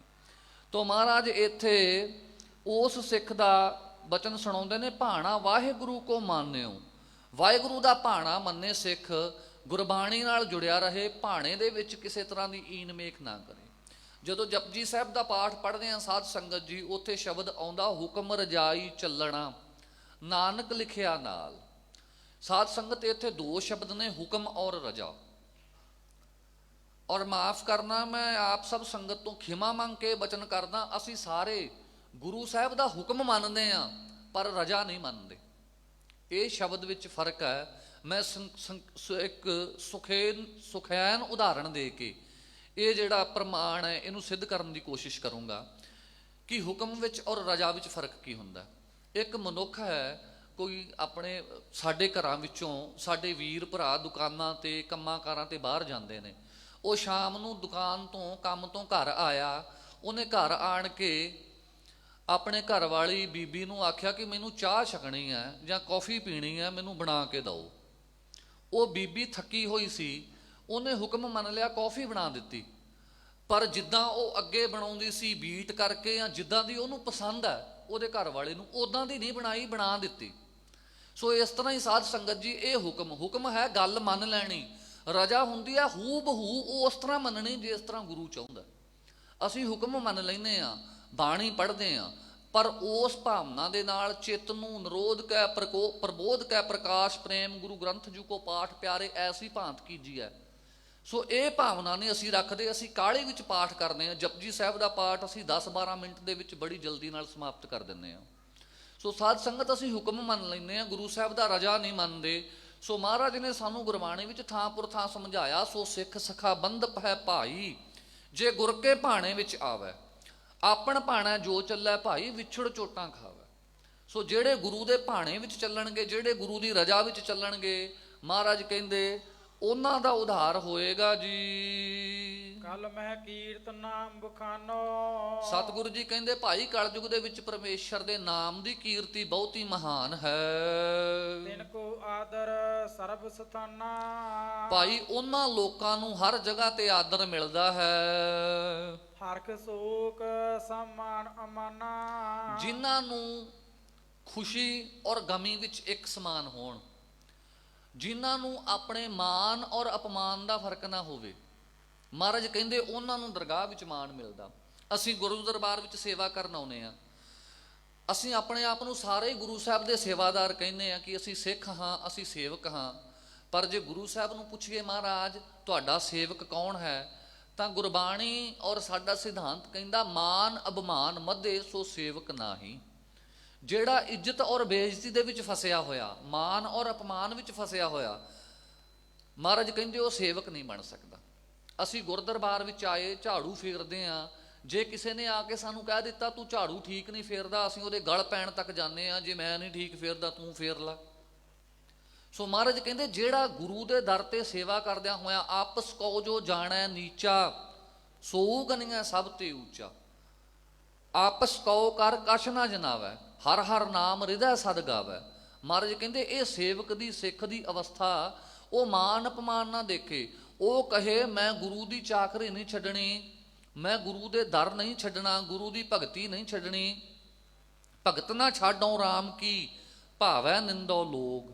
ਤੇ ਸਾਨੂੰ ਗੁਰਦਰਬਾਰ ਵਿੱਚ ਆਇਆਂ ਨੂੰ ਜੇ ਗ੍ਰੰਥੀ ਸਿੰਘ ਟੋਕ ਦੇਣ ਭਾਈ ਤੂੰ ਬੈਠਾ ਠੀਕ ਤਰ੍ਹਾਂ ਨਹੀਂ, ਠੀਕ ਹੋ ਕੇ ਬਹਿ ਜਾ, ਤੂੰ ਸਿਰ ਠੀਕ ਤਰ੍ਹਾਂ ਨਹੀਂ ਢੱਕਿਆ, ਠੀਕ ਤਰ੍ਹਾਂ ਢੱਕ ਸਿਰ ਨੂੰ, ਜਾਂ ਤੂੰ ਆਹ ਕੰਮ ਠੀਕ ਨਹੀਂ ਕਰ ਰਿਹਾ ਭਾਈ ਇੱਥੋਂ, ਅਸੀਂ ਕਹਿੰਦੇ ਚੱਲ ਕੋਈ ਨਾ ਕੱਲ ਤੋਂ ਮੈਂ ਗੁਰਦੁਆਰੇ ਹੀ ਨਹੀਂ ਆਉਣਾ। ਸੋ ਸਾਧ ਸੰਗਤ ਜੀ ਜਿਹੜਾ ਮਾਨ ਅਪਮਾਨ ਵਿੱਚ ਫਸਿਆ, ਜਿਹੜਾ ਇੱਜ਼ਤ ਬੇਇੱਜ਼ਤੀ ਵਿੱਚ ਫਸਿਆ, ਮਹਾਰਾਜ ਕਹਿੰਦੇ ਉਹਨਾਂ ਨੂੰ ਕਿਸੇ ਜਗ੍ਹਾ ਤੇ ਵੀ ਗੁਰੂ ਪਰਮੇਸ਼ਰ ਦੀ ਦਰਗਾਹ ਵਿੱਚ ਆਦਰ ਸਤਿਕਾਰ ਨਹੀਂ ਮਿਲਦਾ ਹੈ। ਨਹਿ ਨਿਕਾਰ ਤੇ ਕੋ ਕਤ ਹੋਵਹਿ। ਸਾਧ ਸੰਗਤ ਜੀ ਮਹਾਰਾਜ ਕਹਿੰਦੇ ਨੇ ਨਹਿ ਨਕਾਰ ਤਿਨ ਕੋ ਕਤ ਹੋਵਹਿ, ਉਹਨਾਂ ਦਾ ਨਿਰਾਦਰ ਕਿਤੇ ਵੀ ਨਹੀਂ ਹੋ ਸਕਦਾ। ਕਿਹਨਾਂ ਦਾ ਜੀ? ਸਾਚ ਰਤੇ ਸੋ ਸਾਚ ਭਗੋਵਹਿ। ਜਿਹੜੇ ਸੱਚੇ ਨਾਮ ਨਾਲ ਜੁੜ ਜਾਣ, ਸੱਚੇ ਵਾਹਿਗੁਰੂ ਨਾਲ ਜੁੜ ਕੇ ਸੱਚੇ ਪਰਮੇਸ਼ਰ ਦੇ ਵਿੱਚ ਅਭੇਦ ਹੋ ਜਾਣ, ਉਹਨਾਂ ਦਾ ਸਾਧ ਸੰਗਤ ਜੀ ਨਿਰਾਦਰ ਕੋਈ ਕਰ ਨਹੀਂ ਸਕਦਾ। ਲੋਕ ਚਾਹ ਕੇ ਵੀ ਉਹਨਾਂ ਦਾ ਨਿਰਾਦਰ ਨਹੀਂ ਕਰ ਸਕਦੇ ਜਿਹੜੇ ਸੱਚੇ ਨਾਮ ਨਾਲ ਜੁੜ ਜਾਂਦੇ ਆ। ਜਦੋਂ ਕਬੀਰ ਸਾਹਿਬ ਨੂੰ ਗ੍ਰਿਫਤਾਰ ਕਰ ਲਿਆ ਗਿਆ ਕਿ ਕਬੀਰ ਸਾਹਿਬ ਨੇ ਸ਼ਰ੍ਹਾ ਦੇ ਉਲਟ ਕੰਮ ਕੀਤਾ ਹੈ, ਬੇੜੀਆਂ ਵਿੱਚ ਬੰਨ੍ਹ ਕੇ, ਔਰ ਕਬੀਰ ਸਾਹਿਬ ਨੂੰ ਹਾਥੀ ਦੇ ਅੱਗੇ ਸੁੱਟਿਆ ਗਿਆ। ਜਦੋਂ ਹਾਥੀ ਦੇ ਅੱਗੇ ਸੁੱਟਿਆ ਗਿਆ, ਨਾਮਦੇਵ ਨੂੰ ਮਾਫ ਕਰਨਾ, ਨਾਮਦੇਵ ਜੀ ਨੂੰ ਬੰਨ੍ਹ ਕੇ ਹਾਥੀ ਦੇ ਅੱਗੇ ਸੁੱਟਿਆ ਗਿਆ ਕਿ ਹਾਥੀ ਇਹਨਾਂ ਦੇ ਉੱਪਰ ਪੈਰ ਰੱਖ ਕੇ ਕੁਚਲ ਦੇਵੇਗਾ, ਇਹ ਮਰ ਜਾਣਗੇ। ਜਦੋਂ ਮਹਾਵਤ ਹਾਥੀ ਦੇ ਸਿਰ ਉੱਤੇ ਕੁੰਡੇ ਦੀ ਚੋਟ ਕਰਦਾ ਕਿ ਹਾਥੀ ਜਾ ਕੇ ਨਾਮਦੇਵ ਦੇ ਉੱਪਰ ਚੜ੍ਹ ਜਾਵੇ, ਪੈਰ ਰੱਖ ਦੇਵੇ ਔਰ ਇਹਨੂੰ ਕੁਚਲ ਦੇਵੇ, ਤੋ ਕਰਹਿ ਗਜਿੰਦ ਸੁੰਡ ਕੀ ਚੋਟ, ਨਾਮਾ ਉਭਰੈ ਹਰ ਕੀ ਓਟ। ਉਹ ਜਿਹੜਾ ਹਾਥੀ ਸੀ ਉਹਨੇ ਮਹਾਵਤ ਦਾ ਹੁਕਮ ਮੰਨਣ ਤੋਂ ਇਨਕਾਰੀ ਹੋ ਗਿਆ ਔਰ ਨਾਮਦੇਵ ਜੀ ਪਰਮੇਸ਼ਰ ਦੀ ਕਿਰਪਾ ਕਰਕੇ ਬਚ ਗਏ। ਇਸੇ ਤਰ੍ਹਾਂ ਜਦੋਂ ਕਬੀਰ ਸਾਹਿਬ ਨੂੰ ਲੋਹੇ ਦੇ ਸੰਗਲਾਂ ਨਾਲ, ਜੰਜੀਰਾਂ ਨਾਲ ਬੰਨ੍ਹ ਕੇ ਡੁਬੋਣ ਵਾਸਤੇ ਗੰਗਾ ਦੇ ਵਿੱਚ ਸੁੱਟਿਆ ਗਿਆ, ਤਾਂ ਕਬੀਰ ਸਾਹਿਬ ਲਿਖਦੇ ਨੇ ਗੰਗਾ ਕੀ ਲਹਿਰ ਮੇਰੀ ਟੁੱਟੀ ਜੰਜੀਰ, ਮ੍ਰਿਗਸ਼ਾਲਾ ਪਰ ਬੈਠੇ ਕਬੀਰ। ਉਹਨਾਂ ਦਾ ਨਿਰਾਦਰ ਕਰਨ ਦਾ ਹਾਕਮਾਂ ਨੇ ਯਤਨ ਕੀਤਾ, ਪਰ ਪਰਮੇਸ਼ਰ ਦੇ ਕਿਰਪਾ ਦੇ ਸਦਕਾ, ਪਰਮੇਸ਼ਰ ਦੀ ਰਹਿਮਤ ਦੇ ਸਦਕਾ ਉਹਨਾਂ ਦੇ ਨਿਰਾਦਰ ਵਿੱਚੋਂ ਵੀ ਉਹ ਸਾਧ ਸੰਗਤ ਜੀ ਬੜੇ ਆਦਰਮਾਨ ਹੋ ਕੇ ਨਿਕਲੇ, ਬੜਾ ਭਾਰੀ ਜਸ ਹੋ ਗਿਆ ਉਹਨਾਂ ਦਾ ਸੰਗਤ ਦੇ ਵਿੱਚ। ਸੋ ਉਹਨਾਂ ਦਾ ਨਰਾਦਰ ਕੋਈ ਨਹੀਂ ਕਰ ਸਕਦਾ ਜਿਹੜੇ ਪਰਮੇਸ਼ਰ ਦੇ ਨਾਮ ਦੇ ਨਾਲ ਜੁੜ ਜਾਂਦੇ ਹਨ। ਕੋਮਲ ਹਿਰਦੇ ਪਰ ਉਪਕਾਰੀ। ਕਹਿੰਦੇ ਉਹਨਾਂ ਦੀ ਨਿਸ਼ਾਨੀ ਕੀ ਹੁੰਦੀ ਆ ਜਿਹੜੇ ਵਾਹਿਗੁਰੂ ਦੇ ਨਾਮ ਦੇ ਨਾਲ ਜੁੜ ਜਾਣ? ਕਹਿੰਦੇ ਉਹ ਕੋਮਲ ਹਿਰਦੇ ਵਾਲੇ ਹੋ ਜਾਂਦੇ ਹਨ। ਉਹਨਾਂ ਦਾ ਹਿਰਦਾ ਕਿਸੇ ਦਾ ਦੁੱਖ ਦੇਖ ਕੇ ਦਰਵੀਭੂਤ ਹੋ ਜਾਂਦਾ। ਬੜੀ ਜਲਦੀ ਉਹਨਾਂ ਦੇ ਅੰਦਰ ਸਾਧ ਸੰਗਤ ਜੀ ਕਿਸੇ ਨੂੰ ਦੇਖ ਕੇ ਦਇਆ ਆ ਜਾਂਦੀ। ਔਰ ਪਰਉਪਕਾਰੀ, ਉਹ ਪਰਾਏ ਉਪਕਾਰ ਵਾਸਤੇ ਆਪਣਾ ਸਭ ਕੁਝ ਲੁਟਾ ਦਿੰਦੇ ਨੇ। ਚਾਰ ਚੀਜ਼ਾਂ ਨੇ ਸਾਧ ਸੰਗਤ ਜੀ ਜਿਨ੍ਹਾਂ ਨੂੰ ਪਰਉਪਕਾਰੀ ਮੰਨਿਆ ਹੈ। ਤਰਵਰ ਸਰਵਰ ਸੰਤ ਜਨ, ਚੌਥੇ ਬਾਦਲ ਮੇਹ, ਪਰਉਪਕਾਰ ਕੇ ਕਾਰਨੇ ਚੌਹਾਂ ਧਾਰੀ ਦੇ। ਤਰਵਰ ਕਹੀਏ ਦਰਖਤ, ਰੁੱਖ, ਬ੍ਰਿਕਸ਼, ਇਹਨਾਂ ਦਾ ਜਨਮ ਹੀ ਪਰਉਪਕਾਰ ਲਈ ਹੁੰਦਾ ਹੈ। ਸਾਰਾ ਜੀਵਨ ਜਦੋਂ ਤੋਂ ਉਗਦੇ ਨੇ ਲੋਕਾਂ ਨੂੰ ਛਾਂ ਦਿੰਦੇ ਨੇ। ਜਿਹੜੇ ਫਲਦਾਰ ਦਰਖਤ ਨੇ ਉਹ ਫਲ ਦਿੰਦੇ ਹਨ, ਜਦੋਂ ਸੁੱਕ ਜਾਂਦੇ ਹਨ ਉਹਨਾਂ ਦੀਆਂ ਲੱਕੜਾਂ ਵੀ ਸਾਡੇ ਕੰਮ ਆਉਂਦੀਆਂ ਹਨ। ਦੂਸਰਾ ਹਨ ਸਾਧ ਸੰਗਤ ਜੀ ਸਰੋਵਰ ਕਹੀਏ, ਤਲਾਅ ਕਹਿ ਲਈਏ, ਝੀਲਾਂ ਕਹਿ ਲਈਏ, ਇਹ ਵੀ ਪਰਉਪਕਾਰ ਵਾਸਤੇ ਹੁੰਦੇ ਹਨ। ਲੋਕ ਪਾਣੀ ਪੀਂਦੇ ਹਨ ਇਹਨਾਂ ਦੇ ਵਿੱਚੋਂ, ਜਾਂ ਇਹਨਾਂ ਵਿੱਚ ਇਸ਼ਨਾਨ ਕਰਕੇ ਸ਼ੀਤਲਤਾ ਪ੍ਰਾਪਤ ਕਰਦੇ ਹਨ। ਔਰ ਤੀਸਰੇ ਸੰਤ ਜਨ, ਸਾਧੂ ਜਨ, ਪਰਮੇਸ਼ਰ ਦੇ ਪਿਆਰੇ, ਉਹਨਾਂ ਦਾ ਜੀਵਨ ਵੀ ਪਰਉਪਕਾਰ ਵਾਸਤੇ ਹੁੰਦਾ। ਔਰ ਚੌਥੇ ਬਾਦਲ ਮੇਹ, ਚੌਥੇ ਸਾਧ ਸੰਗਤ ਜੀ ਬੱਦਲ ਕਹੀਏ, ਕਲਾਊਡਸ ਕਹਿ ਦਿੰਦੇ ਆ, ਉਹਨਾਂ ਦਾ ਜਨਮ ਹੀ ਪਰਉਪਕਾਰ ਲਈ ਹੁੰਦਾ। ਉਹ ਦੁਨੀਆ ਨੂੰ ਠੰਡਾ ਕਰਨ ਵਾਸਤੇ ਵਰਸਦੇ ਨੇ। ਉਹਨਾਂ ਵਿੱਚ ਉਹਨਾਂ ਦਾ ਆਪਣਾ ਕੋਈ ਵੀ ਕਿਸੇ ਤਰ੍ਹਾਂ ਦਾ ਲਾਭ ਨਹੀਂ ਹੁੰਦਾ। ਇਸੇ ਤਰ੍ਹਾਂ ਸਾਧ ਸੰਗਤ ਜੀ ਤੀਸਰੇ ਨੰਬਰ ਤੇ ਜਿਹੜੇ ਸੰਤ ਜਨ ਆਉਂਦੇ ਹਨ। ਤੁਸੀਂ ਦੇਖੋ ਮਹਾਂਪੁਰਸ਼ ਕਾਰ ਸੇਵਾ ਵਾਲੇ ਦਿੱਲੀ ਦੇ ਗੁਰਧਾਮਾਂ ਦੀ ਸੇਵਾ ਕਰਵਾ ਰਹੇ ਹਨ। ਲੋਕਾਂ ਦੇ ਵਿੱਚ ਘਰਾਂ ਵਿੱਚ ਜਾ ਜਾ ਕੇ 10-10, 20-20 ਰੁਪਈਏ ਮੰਗ ਕੇ ਆਣ ਕੇ ਗੁਰਦੁਆਰਿਆਂ ਦੀ ਸੇਵਾ ਤੇ ਲਾਉਂਦੇ ਹਨ। ਇਹਨਾਂ ਦੇ ਵਿੱਚ ਉਹਨਾਂ ਦਾ ਕੋਈ ਨਿੱਜੀ ਪ੍ਰਯੋਜਨ ਨਹੀਂ ਹੁੰਦਾ। ਆਪ ਖੱਦਰ ਦੇ ਪਰਨੇ ਸਿਰ ਤੇ ਬੰਨਣੇ, ਖੱਦਰ ਦੇ ਹੀ ਕੱਪੜੇ ਪਾਉਣੇ, ਲੋਕਾਂ ਦੇ ਗੁਰੂ ਦੇ ਦਰਬਾਰਾਂ ਵਾਸਤੇ ਲੋਕਾਂ ਦੇ ਘਰਾਂ ਵਿੱਚ ਜਾ ਕੇ ਮੰਗਣਾ। ਔਰ ਕਈ ਲੋਕ ਐਸੇ ਹੁੰਦੇ ਸਾਧ ਸੰਗਤ ਜੀ ਬੋਲ ਕਬੋਲ ਵੀ ਕਰਦੇ ਕਿ ਇਹ ਵਿਹਲੇ ਹਨ, ਇਹਨਾਂ ਦਾ ਤਾਂ ਕੰਮ ਹੀ ਇਹ ਹੈ, ਮੰਗਦੇ ਫਿਰਦੇ ਹਨ। ਪਰ ਉਹ ਗੁਰੂ ਦੇ ਦਰਬਾਰ ਦੀ ਸੇਵਾ ਦੇ ਵਾਸਤੇ ਆਪਣਾ ਮਾਨ ਅਪਮਾਨ ਨਹੀਂ ਦੇਖਦੇ। ਸੋ ਇਹ ਬਚਨ ਅਸੀਂ ਪਹਿਲਾਂ ਕਰ ਚੁੱਕੇ ਹਾਂ, ਮਾਨ ਅਪਮਾਨ ਮਧੇ ਸੋ ਸੇਵਕ ਨਾਹੀਂ। ਸੇਵਕ ਬਣ ਹੀ ਉਹ ਸਕਦਾ ਜਿਹੜਾ ਮਾਨ ਅਪਮਾਨ ਤੋਂ ਉੱਪਰ ਹੋ ਜਾਵੇ। ਉਹ ਆਪਣਾ ਕਿਸੇ ਕਰਮ ਵਿੱਚ ਅਪਮਾਨ ਨਹੀਂ ਸਮਝਦਾ। ਔਰ ਜੇ ਗੁਰੂ ਉਹਦੀ ਵਡਿਆਈ ਕਰਦਾ ਹੈ ਤਾਂ ਉਹ ਵੀ ਗੁਰੂ ਦਾ ਭਾਣਾ ਸਮਝ ਕੇ, ਗੁਰੂ ਦੀ ਵਡਿਆਈ ਸਮਝ ਕੇ ਕਿਸੇ ਤਰ੍ਹਾਂ ਦੇ ਸਾਧ ਸੰਗਤ ਜੀ ਅਭਿਮਾਨ ਨਹੀਂ ਕਰਦਾ, ਕਿਸੇ ਤਰ੍ਹਾਂ ਦਾ ਹੰਕਾਰ ਨਹੀਂ ਕਰਦਾ। ਸੋ ਮਹਾਰਾਜ ਕਹਿੰਦੇ ਨੇ ਇਹ ਕੋਮਲ ਹਿਰਦੇ ਵਾਲੇ ਪਰਉਪਕਾਰੀ ਹੋ ਜਾਂਦੇ ਹਨ, ਨਾਮ ਨਾਲ ਜੁੜਨ ਵਾਲੇ। ਦੁਖ ਸੁਖ ਮਹਿ ਸਮਕਰਤ ਵਿਚਾਰੀ। ਸਾਧ ਸੰਗਤ ਜੀ ਉਹ ਹੁਣ ਅੱਗੇ ਅਵਸਥਾ ਪੁੱਛਦਾ ਕਿ ਉਹਨਾਂ ਦੀ ਹੋਰ ਅਵਸਥਾ ਕੀ ਹੁੰਦੀ। ਮਹਾਰਾਜ ਕਹਿੰਦੇ ਉਹ ਦੁੱਖ ਵਿੱਚ ਔਰ ਸੁੱਖ ਵਿੱਚ ਸਮਕਰਤ ਵਿਚਾਰੀ। ਉਹਨਾਂ ਦਾ ਵਿਵਹਾਰ ਹੈ ਜਿਹੜਾ ਦੁੱਖ ਵਿੱਚ ਦੁਖੀ ਨਹੀਂ ਹੁੰਦੇ, ਸੁੱਖ ਵਿੱਚ ਬਹੁਤਾ ਛਾਲਾ ਨਹੀਂ ਮਾਰਦੇ। ਅਸੀਂ ਦੁਨਿਆਵੀ ਮਨੁੱਖ ਕੀ ਕਰਦੇ ਹਾਂ ਸਾਧ ਸੰਗਤ ਜੀ, ਥੋੜਾ ਜਿਹਾ ਦੁੱਖ ਆਵੇ ਅਸੀਂ ਜ਼ਮੀਨ ਦੇ ਉੱਪਰ ਬਹਿ ਕੇ ਵਿਰਲਾਪ ਕਰਦੇ ਹਾਂ, 10-10 ਦਿਨ ਤੱਕ ਰੋਂਦੇ ਰਹਿੰਦੇ ਹਾਂ। ਔਰ ਥੋੜਾ ਜਿਹਾ ਸੁੱਖ ਆਵੇ ਅਸੀਂ ਡੀਜਿਆਂ ਦੇ ਉੱਪਰ ਨੱਚਣ ਲੱਗ ਜਾਂਦੇ ਹਾਂ, ਪੱਬਾਂ ਕਲੱਬਾਂ ਵਿੱਚ ਜਾ ਕੇ ਪਾਰਟੀਆਂ ਕਰਦੇ। ਇਹ ਸਾਡਾ ਆਮ ਦੁਨਿਆਵੀ ਲੋਕਾਂ ਦਾ ਵਿਧਾਨ ਹੈ। ਪਰ ਜਿਹੜੇ ਗੁਰਮੁਖ ਹੁੰਦੇ ਹਨ, ਗੁਰੂ ਨਾਲ ਜੁੜੇ ਹੋਏ ਹੁੰਦੇ ਹਨ, ਉਹਨਾਂ ਦੇ ਘਰ ਵਿੱਚ ਕਿਸੇ ਤਰ੍ਹਾਂ ਕਿਸੇ ਬੱਚੇ ਦਾ ਜਨਮ ਹੋਇਆ, ਖੁਸ਼ੀ ਦਾ ਸਮਾਂ ਆਇਆ, ਉਹਨਾਂ ਨੇ ਕੀ ਕੀਤਾ, ਕੜਾਹ ਪ੍ਰਸ਼ਾਦ ਦੀ ਦੇਗ ਬਣਾਈ, ਗੁਰਦਰਬਾਰ ਵਿੱਚ ਲੈ ਕੇ ਆਏ, ਬੱਚੇ ਦੇ ਨਾਮਕਰਨ ਦੀ ਅਰਦਾਸ ਕੀਤੀ, ਬੱਚੇ ਦਾ ਨਾਮ ਲਿਖਿਆ ਔਰ ਘਰ ਚਲੇ ਗਏ। ਜੇ ਕੋਈ ਸਰੀਰ ਚੜ੍ਹਾਈ ਕਰ ਗਿਆ, ਜੇ ਕਿਸੇ ਦੀ ਮੌਤ ਹੋ ਗਈ ਤਾਂ ਵੀ ਕੜਾਹ ਪ੍ਰਸ਼ਾਦ ਦੀ ਦੇਗ ਬਣਾ ਕੇ ਲੈ ਕੇ ਆਏ, ਗੁਰਦਰਬਾਰ ਦੇ ਵਿੱਚ ਆਣ ਕੇ ਅਰਦਾਸ ਬੇਨਤੀ ਕੀਤੀ, ਵਰਤਾਇਆ, ਗੁਰੂ ਦਾ ਕੀਰਤਨ ਸੁਣਿਆ ਤੇ ਘਰ ਨੂੰ ਚਲੇ ਗਏ। ਸੋ ਸਾਧ ਸੰਗਤ ਜੀ ਇਹ ਗੁਰਮੁਖਾਂ ਦੀ ਅਵਸਥਾ ਹੁੰਦੀ ਆ। ਭਾਈ ਭਿਖਾਰੀ ਜੀ ਦਾ ਪ੍ਰਸੰਗ ਆਪ ਜੀ ਨੇ ਸੁਣਿਆ। ਸਤਿਗੁਰ ਜੀ ਦੇ ਕੋਲ ਕਿਸੇ ਸਿੱਖ ਨੇ ਆਣ ਕੇ ਬੇਨਤੀ ਕੀਤੀ, ਸੱਚੇ ਪਾਤਸ਼ਾਹ ਕੋਈ ਐਸਾ ਸਿੱਖ, ਆਪ ਜੀ ਕਹਿੰਦੇ ਹੋ ਬ੍ਰਹਮ ਗਿਆਨੀ ਸਦਾ ਸਮਦਰਸ਼ੀ। ਬ੍ਰਹਮ ਗਿਆਨੀ ਆ ਜਿਹੜਾ ਉਹ ਸਮਦਰਸ਼ੀ ਹੁੰਦਾ, ਦੁੱਖ ਸੁੱਖ ਨੂੰ ਇੱਕ ਸਮਾਨ ਜਾਣਦਾ। ਮਹਾਰਾਜ ਕੋਈ ਐਸਾ ਸਿੱਖ ਹੈ? ਸਤਿਗੁਰ ਜੀ ਕਹਿੰਦੇ ਗੁਜਰਾਤ ਵਿੱਚ ਚਲਿਆ ਜਾ, ਫਲਾਣੇ ਪਿੰਡ ਵਿੱਚ ਇੱਕ ਸਿੱਖ ਰਹਿੰਦਾ, ਉਹਦੇ ਕੋਲੇ ਜਾ ਕੇ ਉਹਨੂੰ ਮਿਲ, ਤੇਰੇ ਸਵਾਲਾਂ ਦਾ ਜਵਾਬ ਮਿਲ ਜਾਏਗਾ। ਉਹ ਗੁਰਸਿੱਖ ਚਲਾ ਗਿਆ। ਜਦੋਂ ਦੇਖਿਆ ਭਾਈ ਭਿਖਾਰੀ ਜੀ ਦੇ ਘਰ ਵਿੱਚ ਉਹਨਾਂ ਦੇ ਲੜਕੇ ਦਾ ਆਨੰਦ ਕਾਰਜ ਸੀ। ਸਾਰਾ ਪਰਿਵਾਰ ਬੜੀ ਖੁਸ਼ੀ ਦੇ ਨਾਲ ਤਿਆਰੀ ਕਰਦਾ ਪਿਆ, ਪਰ ਭਾਈ ਭਿਖਾਰੀ ਜੀ ਤੱਪੜ ਸੀ ਰਹੇ ਨੇ, ਪੱਲੀਆਂ ਸੀ ਰਹੇ ਨੇ, ਜਿਨ੍ਹਾਂ ਦੇ ਉੱਪਰ ਬੈਠਦੇ ਆ ਨਾ ਅਸੀਂ ਵਿਛਾ ਕੇ, ਦਰੀਆਂ ਕਹਿ ਦਿੰਦੇ ਜਿਨ੍ਹਾਂ ਨੂੰ, ਉਹ ਸਿਉਣ ਦਾ ਬਣਾ ਰਹੇ ਨੇ। ਤੋ ਸਿੱਖ ਹੈਰਾਨ ਹੋ ਗਿਆ ਵੀ ਘਰ ਵਿੱਚ ਸਾਰੇ ਮਠਿਆਈਆਂ ਬਣ ਰਹੀਆਂ ਨੇ, ਪਰ ਭਾਈ ਭਿਖਾਰੀ ਜੀ ਆ ਜਿਹੜੇ ਇਹ ਦਰੀਆਂ ਬੁਣ ਰਹੇ ਨੇ ਜਾਂ ਤੱਪੜ ਸੀ ਰਹੇ ਨੇ। ਸੋ ਬੈਠ ਗਿਆ। ਦੂਸਰਾ ਦਿਨ ਚੜ੍ਹਿਆ, ਬਰਾਤ ਚੜ੍ਹੀ, ਬਰਾਤ ਵਿਆਹ ਕੇ ਵਾਪਸ ਆਈ, ਕਰਨੀ ਪਰਮੇਸ਼ਰ ਦੀ। ਇਤਿਹਾਸਕਾਰ ਲਿਖਦੇ ਨੇ, ਕੁਝ ਇਤਿਹਾਸਕਾਰ ਐਸਾ ਲਿਖਦੇ ਹਨ ਕਿ ਉਹਦੇ ਪੇਟ ਵਿੱਚ ਇੱਕਦਮ ਦਰਦ ਉੱਠਿਆ। ਜਿਹੜੇ ਮੁੰਡੇ ਦਾ ਵਿਆਹ ਸੀ, ਵਿਆਹ ਕੇ ਅਜੇ ਘਰ ਵਿੱਚ ਆਇਆ ਔਰ ਆਉਂਦਿਆਂ ਸਾਰ ਪੇਟ ਵਿੱਚ ਦਰਦ ਉੱਠਿਆ, ਉਹਦੀ ਉਸੇ ਜਗ੍ਹਾ ਤੇ ਮੌਤ ਹੋ ਗਈ। ਕੁਝ ਇਤਿਹਾਸਕਾਰ ਇਸ ਤਰ੍ਹਾਂ ਲਿਖਦੇ ਹਨ ਕਿ ਪਿੰਡ ਵਿੱਚ ਡਾਕੂਆਂ ਨੇ ਆਣ ਕੇ ਡਾਕਾ ਪਾਇਆ ਔਰ ਉਹਨਾਂ ਦੇ ਨਾਲ ਲੜਦਾ ਹੋਇਆ ਉਹ ਜਿਹੜਾ ਬੇਟਾ ਸੀ ਭਾਈ ਭਿਖਾਰੀ ਦਾ, ਉਹਦੀ ਮੌਤ ਹੋ ਗਈ।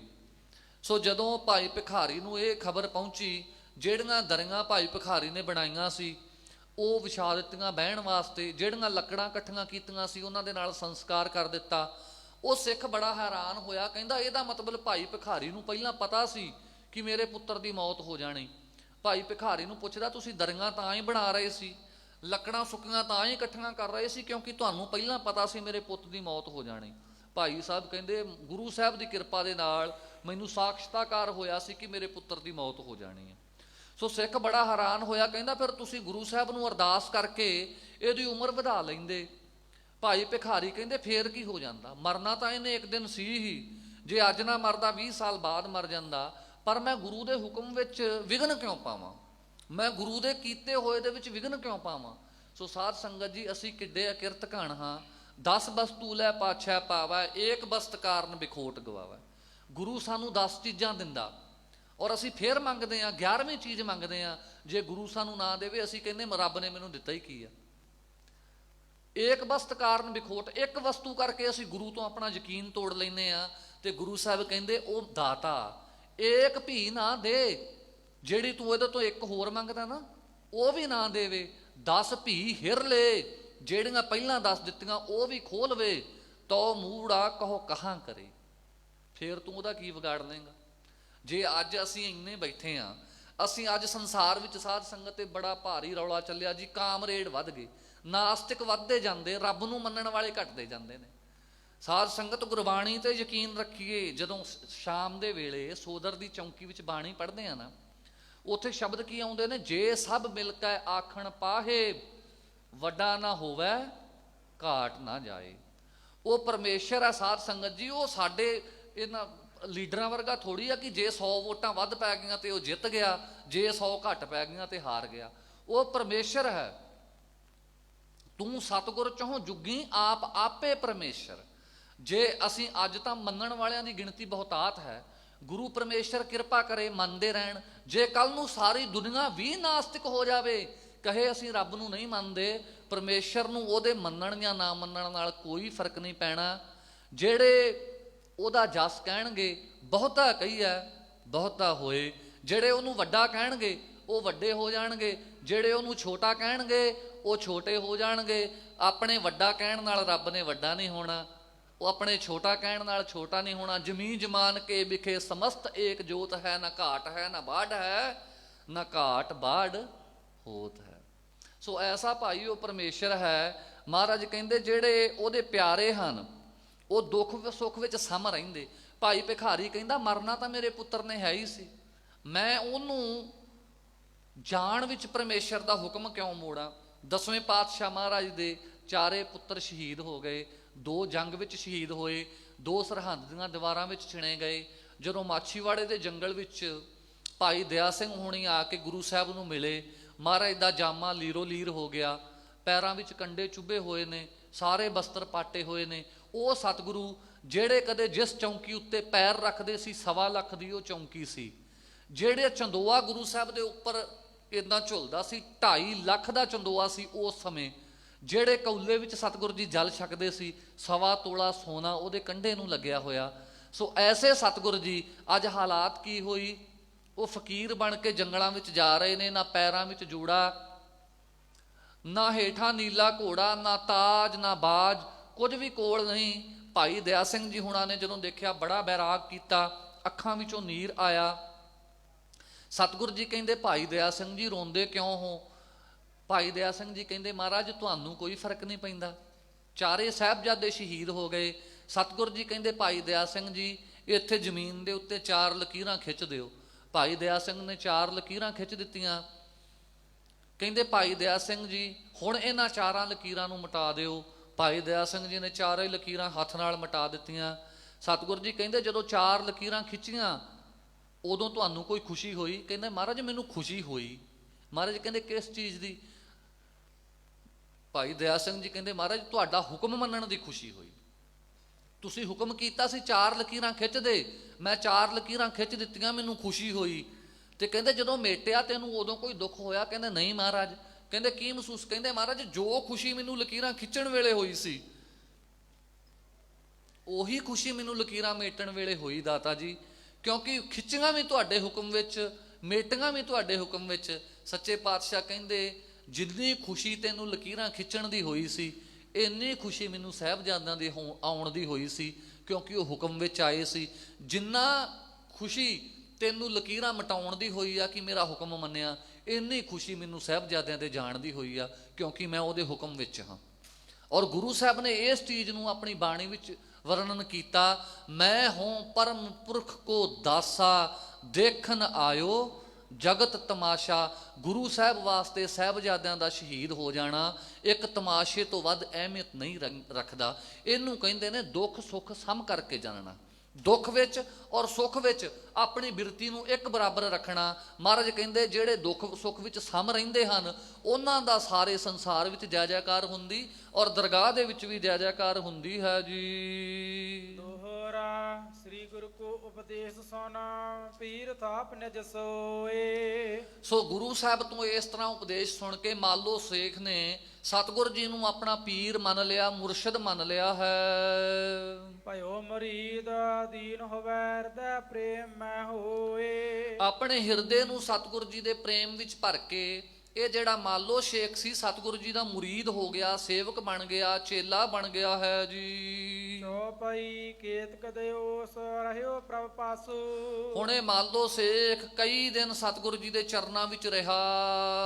ਗਇਓ ਸੇਖ ਪੁਨ ਆਪਨ ਆਵਾਸੂ। ਹੁਣ ਸੇਖ ਆਪਣੇ ਨਿਵਾਸ ਸਥਾਨ ਤੇ, ਆਪਣੇ ਟਿਕਾਣੇ ਤੇ ਵਾਪਸ ਚਲਾ ਗਿਆ ਹੈ। ਹਿਰਦੇ ਧਰੇ ਸ੍ਰੀ ਨਾਨਕ ਧਿਆਨ। ਹਿਰਦੇ ਦੇ ਵਿੱਚ ਸਤਿਗੁਰੂ ਨਾਨਕ ਸਾਹਿਬ ਦਾ ਧਿਆਨ ਧਾਰਦਾ ਹੈ ਮਾਲੋ ਸੇਖ। ਬੈਠੇ ਜਹ ਨਿਤ ਕਰੇ ਬਖਾਨਾ। ਔਰ ਉਸ ਜਗ੍ਹਾ ਦਾ ਸਤਿਗੁਰ ਜੀ ਉੱਥੇ ਹੀ ਬੈਠੇ ਹਨ ਜਿਸ ਜਗ੍ਹਾ ਤੇ ਬੈਠ ਕੇ ਸਤਿਗੁਰ ਜੀ ਪਰਮੇਸ਼ਰ ਦੀ ਕੀਰਤ ਦਾ ਬਖਿਆਨ ਕਰਦੇ ਸਨ। ਦੋਹਰਾ ਗੁਰੂ ਗੋਬਿੰਦ ਸਿੰਘ ਸਿਮਰਨਿਤ ਆਪਣਾ ਜਾਹੇ ਸਮਾਨ। ਗੁਰੂ ਗੋਬਿੰਦ ਸਿੰਘ ਦਾ ਧਿਆਨ ਨਿਤਾ ਪ੍ਰਤੀ ਕਰ, ਜਿਨ੍ਹਾਂ ਦੇ ਵਰਗਾ ਹੋਰ ਸੰਸਾਰ ਵਿੱਚ ਕੋਈ ਨਹੀਂ ਹੈ। ਜਿਤ ਰਾਤ ਸੁਖ ਸਰਬਦਾ ਮਰਤ ਮੁਕਤ ਦੇ ਦਾਨ। ਜਿਨ੍ਹਾਂ ਦੇ ਧਿਆਨ ਧਰਨ ਦੇ ਨਾਲ ਜਿਉਂਦੇ ਜੀ ਸਾਰੇ ਸੰਸਾਰ ਦੇ ਵਿੱਚ ਰਾਜ ਮਿਲਦਾ ਹੈ ਔਰ ਮਰਤ ਮੁਕਤ ਦੇ ਦਾਨ, ਮਰਨ ਤੋਂ ਬਾਅਦ ਤੈਨੂੰ ਮੁਕਤੀ ਦੀ ਪ੍ਰਾਪਤੀ ਹੋਏਗੀ। ਐਸੇ ਸਤਿਗੁਰੂ ਗੋਬਿੰਦ ਸਿੰਘ ਸੱਚੇ ਪਾਤਸ਼ਾਹ ਜੀ ਦਾ ਧਿਆਨ ਧਰਨਾ ਕਰ ਸਿੱਖਾ। ਚੌਪਈ ਸ੍ਰੀ ਅੰਗਦ ਸੁਣ ਕਥਾ ਮਹਾਨਾ। ਹੁਣ ਭਾਈ ਬਾਲਾ ਸੰਧੂ ਅੱਗੇ ਬਚਨ ਸੁਣਾਉਂਦਾ ਹੈ, ਕਹਿੰਦਾ ਹੇ ਸ੍ਰੀ ਗੁਰੂ ਅੰਗਦ ਦੇਵ ਮਹਾਰਾਜ ਜੀ ਇੱਕ ਮਹਾਨ ਕਥਾ ਨੂੰ ਸੁਣਨਾ ਕਰੋ। ਮਾਲੋ ਮੀਤ ਹੁਤੋ ਇੱਕ ਖਾਨਾ। ਮਹਾਰਾਜ ਉਹ ਜਿਹੜਾ ਮਾਲੋ ਸੇਖ ਗੁਰੂ ਸਾਹਿਬ ਤੋਂ ਉਪਦੇਸ਼ ਲੈ ਕੇ ਗਿਆ ਸੀ ਨਾ, ਉਹਦਾ ਇੱਕ ਮਿੱਤਰ ਸੀ ਖਾਨ, ਮੁਸਲਮਾਨਾਂ ਦੇ ਘਰ ਦਾ, ਜਿਸ ਦਾ ਜਨਮ ਸੀ। ਸੋ ਜਬ ਮਿਲਣਾ ਹੇਤ ਟਿਕ ਆਵਾ।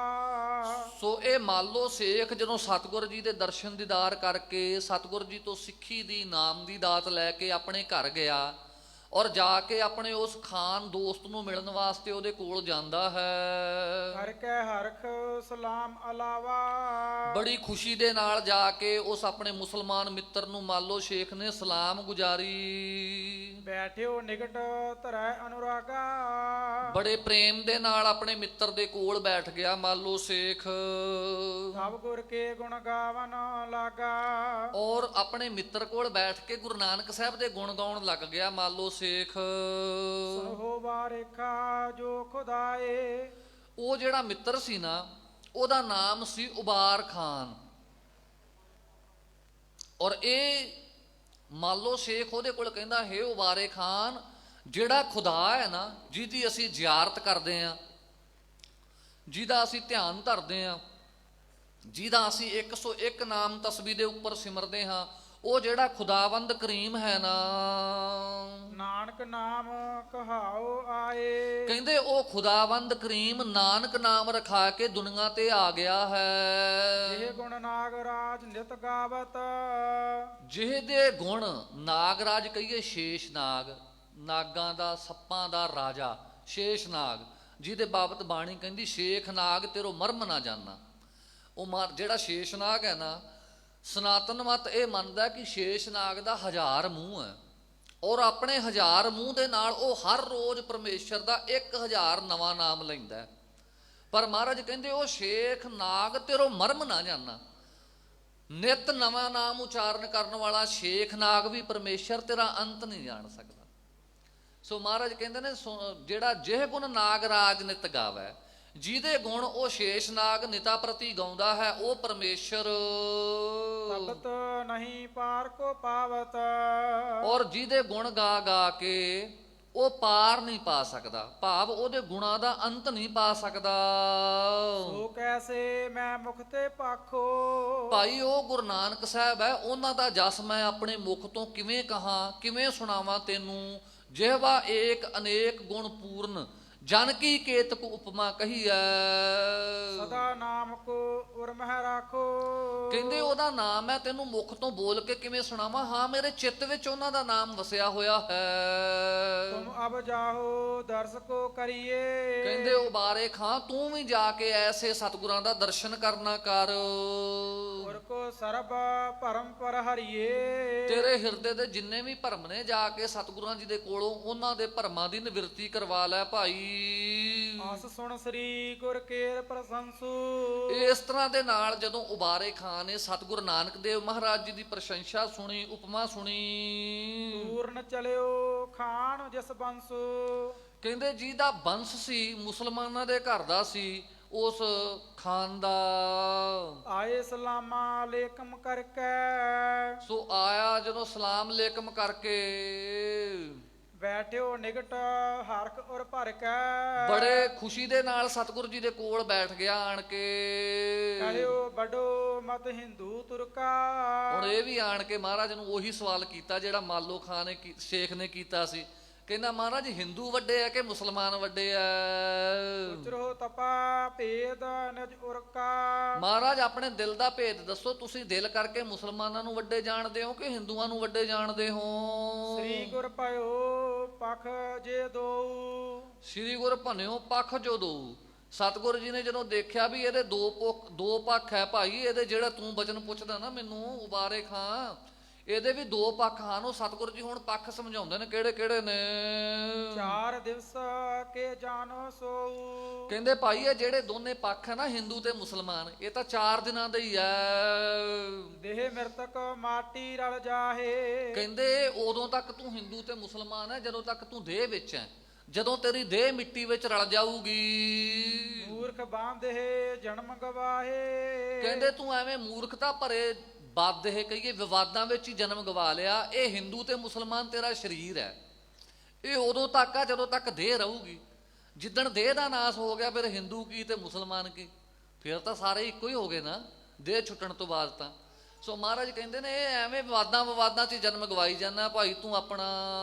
ਦੋਹਰਾ ਭੂਲੇ ਮਗ ਪਾਵੇ ਨਹੀਂ ਜਾਏ, ਨਰਲੇ ਪਦ ਸੋਏ, ਕਹਿੰਦੇ ਜਿਹੜੇ ਭੁੱਲੇ ਹੋਏ ਹੋਣ ਉਹਨਾਂ ਨੂੰ ਸਹੀ ਰਸਤਾ ਨਾ ਮਿਲੇ ਤਾਂ ਜਾ ਕੇ ਨਰਕਾਂ ਵਿੱਚ ਪੈਂਦੇ ਹਨ ਉਹ। ਸੁਖ ਪ੍ਰਾਪਤ ਤੇ ਨਾ ਹੋਏ ਹੈ, ਮਾਨਤ ਆਇਸ ਜੋਏ, ਕਹਿੰਦੇ ਭਾਈ ਸੁਖ ਦਰਗਾਹ ਦੇ ਵਿੱਚ ਉਹਨਾਂ ਨੂੰ ਮਿਲਦਾ ਜਿਹੜੇ ਪਰਮੇਸ਼ਰ ਦੀ ਆਗਿਆ ਮੰਨਦੇ ਨੇ। ਪਰਮੇਸ਼ਰ ਦੀ ਆਗਿਆ ਕੀ ਹੈ ਸਾਧ ਸੰਗਤ ਜੀ?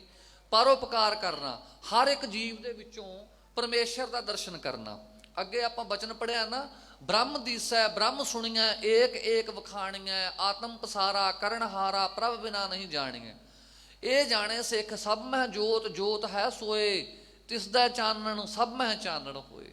ਸਾਰਿਆਂ ਦੇ ਵਿੱਚ ਉਸ ਪਰਮੇਸ਼ਰ ਦੀ ਹੀ ਜੋਤ ਵਰਤ ਰਹੀ ਹੈ। ਜਿਹੜਾ ਇਸ ਭਾਵਨਾ ਦੇ ਨਾਲ ਗੁਰਦਰਬਾਰ ਵਿੱਚ ਆਉਂਦਾ, ਉਹਨਾਂ ਦੇ ਸਾਧ ਸੰਗਤ ਜੀ ਪਾਰ ਉਤਾਰੇ ਹੁੰਦੇ ਨੇ। ਜਿਹੜੇ ਉਸ ਪਰਮੇਸ਼ਰ ਦੀ ਆਗਿਆ ਨੂੰ ਮੰਨਦੇ ਨੇ ਨਾ, ਆਗਿਆ ਸਮ ਨਹੀਂ ਸਾਹਿਬ ਸੇਵਾ, ਸਭ ਤੋਂ ਵੱਡੀ ਸੇਵਾ ਹੀ ਪਰਮੇਸ਼ਰ ਦੀ ਆਗਿਆ ਮੰਨਣੀ ਹੈ।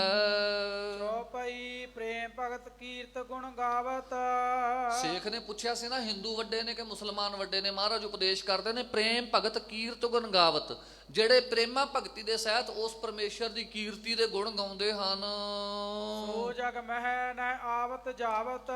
ਭਾਈ ਉਹਨਾਂ ਦਾ ਸੰਸਾਰ ਵਿੱਚੋਂ ਆਉਣਾ ਜਾਣਾ ਮੁੱਕ ਜਾਂਦਾ, ਜੰਮਣਾ ਮਰਨਾ ਮੁੱਕ ਜਾਂਦਾ, ਉਹ ਪਰਮ ਪਦ ਨੂੰ ਪ੍ਰਾਪਤ, ਨਿਰਵਾਣ ਪਦ ਦੀ ਪ੍ਰਾਪਤੀ ਕਰਦੇ ਹਨ। ਬੰਦਾ ਹੋਏ ਬੰਦਗੀ ਕਰੈ। ਭਾਈ ਅਸਲ ਵਿੱਚ ਬੰਦਾ ਕੌਣ ਹੈ? ਜਿਹੜਾ ਬੰਦਗੀ ਕਰੇ। ਬੰਦੋ ਹੋਏ ਬੰਦਗੀ ਗਹਿ। ਬੰਦਾ ਉਹ ਹੈ ਜਿਹੜਾ ਬੰਦਗੀ ਕਰੇ। ਹਮ ਆਦਮੀ ਹਾਂ ਇੱਕਦਮੀ ਮੋਹਲਤ ਮੋਤ ਨਾ ਜਾਣਾ। ਅਸੀਂ ਸਾਧ ਸੰਗਤ ਜੀ ਦਮਾਂ ਕਰਕੇ ਹੀ ਆਦਮੀ ਹਾਂ, ਜੇ ਦਮ ਨਾ ਆਏ ਤਾਂ ਆਦਮੀ ਨਹੀਂ ਰਹਾਂਗੇ। ਸੋ ਜਦੋਂ ਤੱਕ ਮਹਾਰਾਜ ਕਹਿੰਦੇ ਇਹਦੇ ਸਰੀਰ ਵਿੱਚ ਦਮ ਨੇ, ਉਦੋਂ ਤੱਕ ਇਹ ਬੰਦਾ ਹੋਏ ਬੰਦਗੀ ਕਰੇ। ਇਹ ਜੇ ਬੰਦਗੀ ਕਰੇ ਤਾਂ ਹੀ ਬੰਦਾ ਹੈ, ਨਹੀਂ ਬੰਦਾ ਕਹਾਉਣ ਦਾ ਹੱਕਦਾਰ ਨਹੀਂ ਹੈ। ਇਹ ਸਾਰ ਕੁਤਾਵਲੀ ਵਿੱਚ ਵੀ ਮਹਾਂਪੁਰਸ਼ਾਂ ਨੇ ਇਹ ਬਚਨ ਕੀਤਾ। ਪੰਡਿਤ ਗੁਲਾਬ ਸਿੰਘ ਜੀ ਬੜੇ ਵਿਦਵਾਨ ਪੁਰਖ ਹੋਏ ਨੇ। ਗੁਲਾਬ ਸਿੰਘ ਜੀ ਉਹਨਾਂ ਦਾ ਨਾਂ ਸੀ। ਪੰਡਿਤ ਬ੍ਰਾਹਮਣਾਂ ਵਾਲਾ ਪੰਡਿਤ ਨਹੀਂ, ਕਿਉਂਕਿ ਉਹ ਵਿਦਵਾਨ ਬਹੁਤ ਸੀ, ਇਸ ਕਰਕੇ ਉਹਨਾਂ ਦੇ ਨਾਂ ਨਾਲ ਲੋਕ ਉਹਨਾਂ ਨੂੰ ਪੰਡਿਤ ਕਹਿੰਦੇ ਸੀ। ਪੰਡਿਤ ਮਤਲਬ ਵਿਦਵਾਨ। ਸੋ ਉਹ ਸਾਰ ਕੁਤਾਵਲੀ ਵਿੱਚ ਲਿਖਦੇ ਨੇ ਕਿ ਮਨੁੱਖ ਵਿੱਚ ਤੇ ਪਸ਼ੂ ਵਿੱਚ ਸਮਾਨਤਾ ਕੀ ਹੈ। ਉਹ ਕਹਿੰਦੇ ਨੇ ਨਿੰਦਰਾ ਭੋਜਨ ਭੋਗ ਭੈ ਇਹ ਪਸ ਪੁਰਖ ਸਮਾਨ। ਨਰਨ ਗਿਆਨ ਹੈ ਅਧਿਕਤਾ ਗਿਆਨ ਬਿਨਾ ਪਸ ਜਾਨ।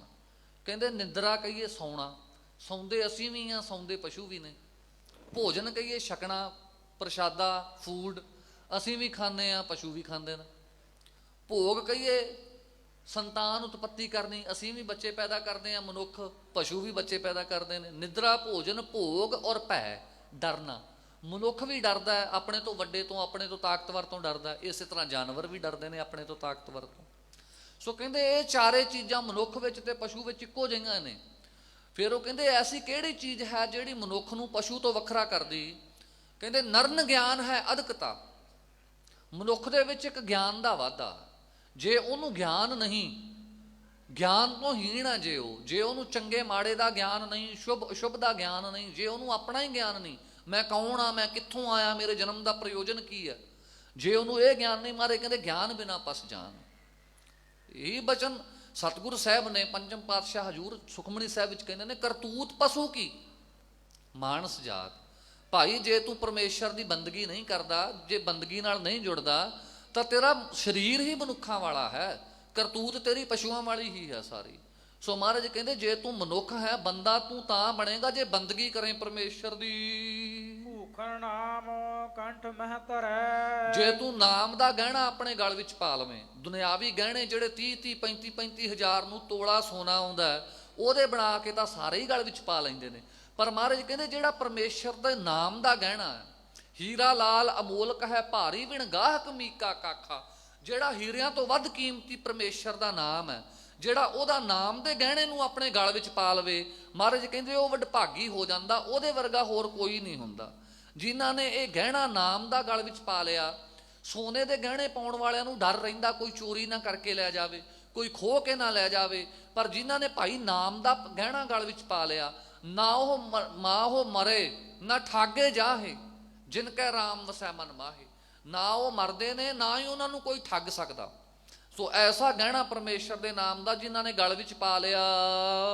ਬੁਜਰਕ ਸੰਗਤ ਸਮਾਂ ਬਿਤਾਵੈ। ਸੰਗਤ ਵਿੱਚ ਬੈਠ ਕੇ ਉਹ ਆਪਣਾ ਸਮਾਂ, ਸੰਤਾਂ ਦੀ ਸੰਗਤ ਵਿੱਚ ਬਹਿ ਕੇ ਆਪਣਾ ਸਮਾਂ ਬਿਤਾਉਣਾ ਕਰੇ ਭਾਈ। ਦਿਲ ਤੇ ਦਾਵਾ ਦੂਰ ਗਵਾਵੈ। ਆਪਣੇ ਦਿਲ ਦੇ ਵਿੱਚ ਜਿਹੜਾ ਦਾਵਾ ਹੈ ਨਾ, ਦਵੈਤ ਭਾਵ ਹੈ ਕਿ ਮੈਂ ਚੰਗਾ, ਉਹ ਮਾੜਾ ਹੈ, ਮੈਂ ਹਿੰਦੂ ਹਾਂ, ਮੈਂ ਸਿੱਖ ਹਾਂ, ਮੈਂ ਮੁਸਲਮਾਨ ਹੈ, ਉਹ ਦੂਸਰੇ ਧਰਮ ਦਾ, ਮੈਂ ਉਹਦੇ ਕੋਲੇ ਨਹੀਂ ਬੈਠਣਾ, ਮੈਂ ਉੱਚੀ ਜਾਤ ਦਾ, ਉਹ ਨੀਵੀਂ ਜਾਤ ਦਾ। ਮਹਾਰਾਜ ਕਹਿੰਦੇ ਜਦੋਂ ਤੱਕ ਇਹ ਦਵੈਤ ਵਿੱਚ ਰਹੇਗਾ ਉਦੋਂ ਤੱਕ ਇਹਦੀ ਮੁਕਤ ਨਹੀਂ ਹੋਏਗੀ। ਜਦੋਂ ਇਹਦੇ ਅੰਦਰੋਂ ਦਵੈਤ ਨਿਕਲ ਜਾਏਗਾ, ਸਭ ਮੈਂ ਜੋਤ ਜੋਤ ਹੈ ਸੋਏ, ਜਦੋਂ ਇਹਨੂੰ ਸਾਰਿਆਂ ਦੇ ਅੰਦਰੋਂ ਉਹਦੀ ਜੋਤ ਦਿਖਣ ਲੱਗ ਜਾਏਗੀ, ਮਹਾਰਾਜ ਕਹਿੰਦੇ ਉਦਣ ਇਹਦਾ ਉਧਾਰ ਹੋਣਾ।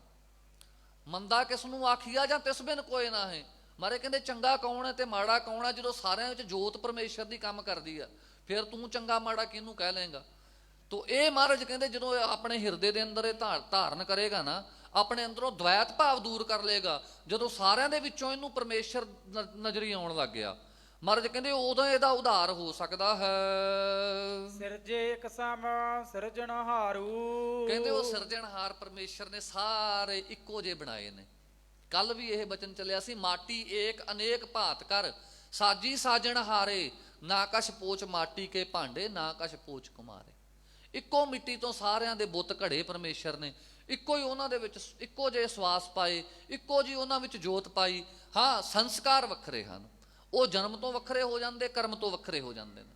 ਸੋ ਸਾਧ ਸੰਗਤ ਜੀ, ਸੋ ਮਹਾਰਾਜ ਕਹਿੰਦੇ ਜਦੋਂ ਇੱਕੋ ਜਿਹੇ ਪਰਮੇਸ਼ਰ ਨੇ ਸਾਰਿਆਂ ਨੂੰ ਬਣਾਇਆ ਹੈ, ਬਾਂਧੇ ਦਾਵੇ ਕੂਰ ਗਵਾਰੂ। ਕਹਿੰਦੇ ਫਿਰ ਜਿਹੜੇ ਫੇਰ ਵੀ ਦਾਅਵੇ ਬੰਨਦੇ ਵੀ ਮੈਂ ਚੰਗਿਆ, ਜਾਂ ਜਿਹੜੇ ਜਿਨ੍ਹਾਂ ਵਿੱਚ ਮੈਂ ਆ ਉਹ ਚੰਗੇ ਨੇ, ਜਿਹੜੇ ਦੂਸਰੇ ਨੇ ਉਹ ਮਾੜੇ ਨੇ। ਮਹਾਰਾਜ ਕਹਿੰਦੇ ਇਹ ਤਾਂ ਫਿਰ ਮੂਰਖ ਹੈ ਜਿਹੜਾ ਇਦਾਂ ਦੇ ਦਾਅਵੇ ਬੰਨਦਾ। ਇਹ ਕੂੜਦੇ ਨੇ, ਝੂਠੇ ਦਾਅਵੇ ਨੇ।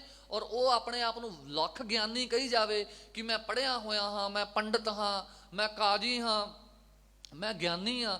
ਮਹਾਰਾਜ ਕਹਿੰਦੇ ਜੇ ਉਹ ਅੰਦਰੋਂ ਇਹ ਜਾਣਦਾ ਵੀ ਪਰਮੇਸ਼ਰ ਨੇ ਇੱਕੋ ਮਿੱਟੀ ਨਾਲ ਬਣਾਏ ਆ, ਇੱਕੋ ਜਿਹੇ ਸਾਰੇ ਆ, ਔਰ ਫਿਰ ਵੀ ਉਹ ਫਰਕ ਕਰਦਾ, ਮੇਰ ਤੇਰ ਕਰਦਾ, ਮਹਾਰਾਜ ਕਹਿੰਦੇ ਉਹ ਗਵਾਰ ਹੈ, ਮੂਰਖ ਹੈ। ਉਹਦੇ ਵਰਗਾ ਮੂਰਖ ਹੋਰ ਕੋਈ ਨਹੀਂ ਹੈ। ਕਰਤ ਬਾਂਧ ਦੋ ਖਪ ਜਾਏ। ਕਹਿੰਦੇ ਜਿਹੜੇ ਵਾਦ ਵਿਵਾਦ ਕਰਨਗੇ ਨਾ ਵੀ ਹਿੰਦੂ ਚੰਗਾ ਕਿ ਮੁਸਲਮਾਨ ਚੰਗਾ, ਮਹਾਰਾਜ ਕਹਿੰਦੇ ਦੋਨੋਂ ਹੀ ਖਪ ਜਾਣਗੇ।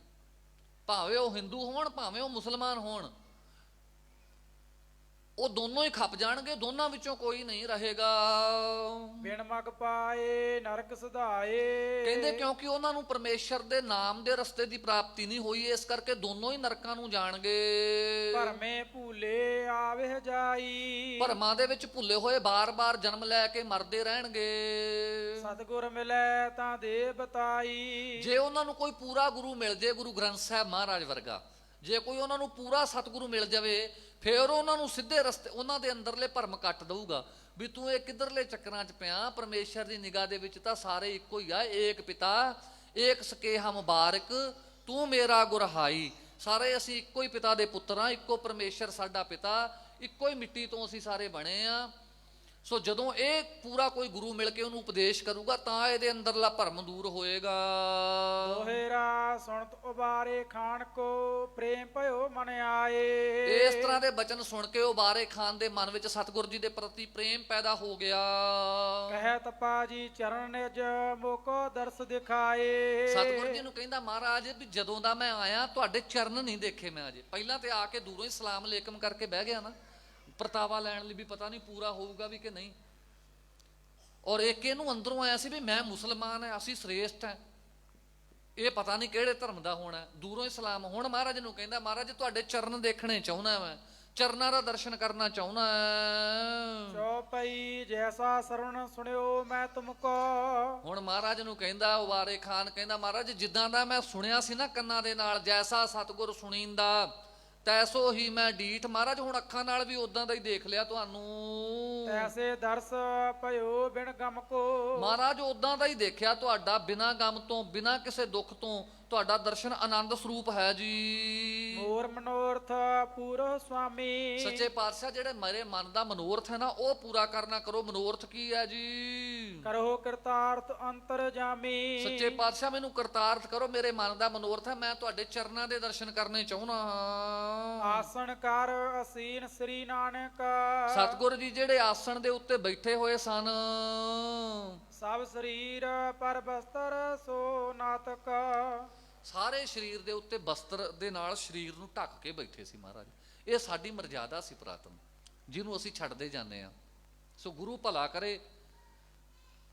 ਅੱਗੇ ਮਹਾਰਾਜ ਨੇ ਏਦਾਂ ਚਾਦਰ ਨਾ, ਜਿਹੜੀ ਚਾਦਰ ਸਰੀਰ ਦੇ ਉੱਤੇ ਚੋਲਾ ਪਾਇਆ, ਉੱਤੋਂ ਆ ਚਾਦਰ ਦੀ ਬੁੱਕਲ ਮਾਰ ਕੇ ਪੂਰਾ ਪੈਰ ਵੀ ਢਕੇ ਹੋਏ, ਸਿਰਫ ਮਹਾਰਾਜ ਦਾ ਚਿਹਰੇ ਦੇ ਦਰਸ਼ਨ ਹੋ ਰਹੇ ਸੀ।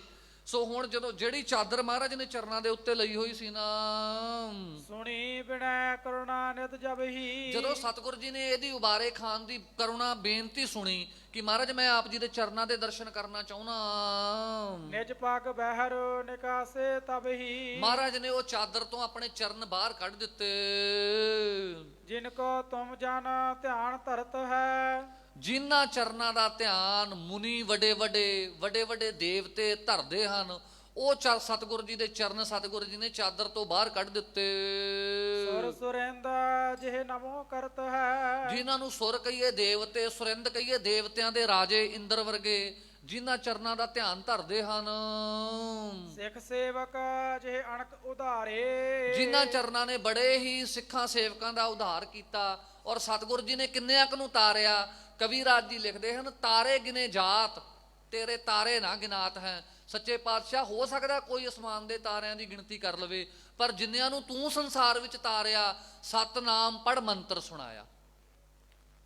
ਕਲਯੁਗ ਬਾਬੇ ਤਾਰਿਆ, ਸਤਨਾਮ ਪੜ ਮੰਤਰ ਸੁਣਾਇਆ। ਜਿੰਨਿਆਂ ਨੂੰ ਤੂੰ ਤਾਰ ਦਿੱਤਾ ਸਤਿਗੁਰ ਨਾਨਕ, ਉਹਨਾਂ ਦੀ ਗਿਣਤੀ ਨਹੀਂ ਹੋ ਸਕਦੀ। ਕਾਵਤਿਨ ਪਰ ਜਾਵਤ ਬੁਲਹਾਰੇ, ਕਹਿੰਦੇ ਕਵੀ ਸੰਤੋਖ ਸਿੰਘ ਜੀ ਲਿਖਦੇ ਨੇ, ਮੈਂ ਵੀ ਉਹਨਾਂ ਚਰਨਾਂ ਤੋਂ ਬਲਿਹਾਰੇ ਜਾਣਾ ਕਰਾਂ ਜਿਨ੍ਹਾਂ ਨੂੰ ਦੇਵਤੇ ਧਿਆਨ ਧਰਦੇ ਹਨ। ਦੋਹਰਾ ਮਗਨ ਪ੍ਰੇਮ ਮੈਂ ਹੋਏ ਕਰ ਤਬੈ ਉਚਾਰੇ ਖਾਨ। ਸਤਿਗੁਰ ਜੀ ਦੇ ਪ੍ਰੇਮ ਵਿੱਚ ਮਗਨ ਹੋ ਕੇ ਖਾਨ ਆਪਣੇ ਮੁਖ ਤੋਂ ਬਚਨ ਉਚਾਰਦਾ ਹੈ। ਕੀ ਕਹਿੰਦਾ ਹੈ ਜੀ? ਸਿਰ ਤਰ ਜਾਣਿਓ ਸਫਲ ਨਿਜ ਚਰਨ ਗਏ ਨਿਜ ਪਾਨ। ਸਿਰ ਧਰ ਜਾਣਿਓ ਸਫਲ ਨਿਜ, ਸਤਿਗੁਰ ਜੀ ਦੇ ਚਰਨਾਂ ਦੇ ਉੱਤੇ ਸਿਰ ਰੱਖ ਦਿੱਤਾ ਔਰ ਸਤਿਗੁਰ ਜੀ ਦੇ ਚਰਨਾਂ ਨੂੰ ਆਪਣੇ ਹੱਥਾਂ ਨਾਲ ਇਉਂ ਘੁੱਟ ਕੇ ਪਕੜ ਲਿਆ ਔਰ ਆਪਣੇ ਆਪ ਨੂੰ ਧੰਨ ਜਾਣਿਆ ਖਾਨ ਨੇ। ਚੌਪਈ ਲੋਚਨ ਮੁਖ ਪਰ ਨਿਜ ਕਰ ਦੋ, ਲੋਚਨ ਮੁਖ ਪਰ ਨਿਜ ਕਰ ਦੋ। ਮਹਾਰਾਜ ਦੇ ਚਰਨਾਂ ਦੇ ਉੱਪਰ ਜਿਹੜੇ ਹੱਥ ਰੱਖੇ ਸੀ ਨਾ, ਉਹ ਹੁਣ ਆਪਣੇ ਅੱਖਾਂ ਦੇ ਉੱਪਰ ਮੁਖ ਤੇ ਫੇਰਦਾ ਹੈ ਖਾਨ।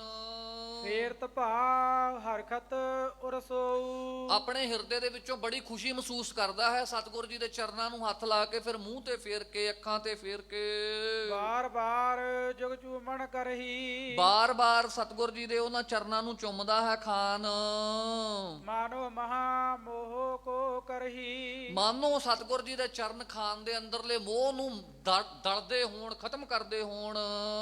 ਨਿਜ ਸਰੂਪ ਕੀ ਲਖਤਾ ਹੋਈ, ਜਦੋਂ ਸਤਿਗੁਰ ਜੀ ਦੇ ਚਰਨਾਂ ਨੂੰ ਚੁੰਮਿਆ ਖਾਨ ਨੇ, ਉਹਨੂੰ ਆਪਣੇ ਨਿਜ ਸਰੂਪ ਦੀ ਲਖਤਾ ਹੋ ਗਈ। ਨਿਜ ਸਰੂਪ ਸਾਧ ਸੰਗਤ ਜੀ ਇਹ ਵੇਦਾਂਤ ਦਾ ਬਚਨ ਹੈ।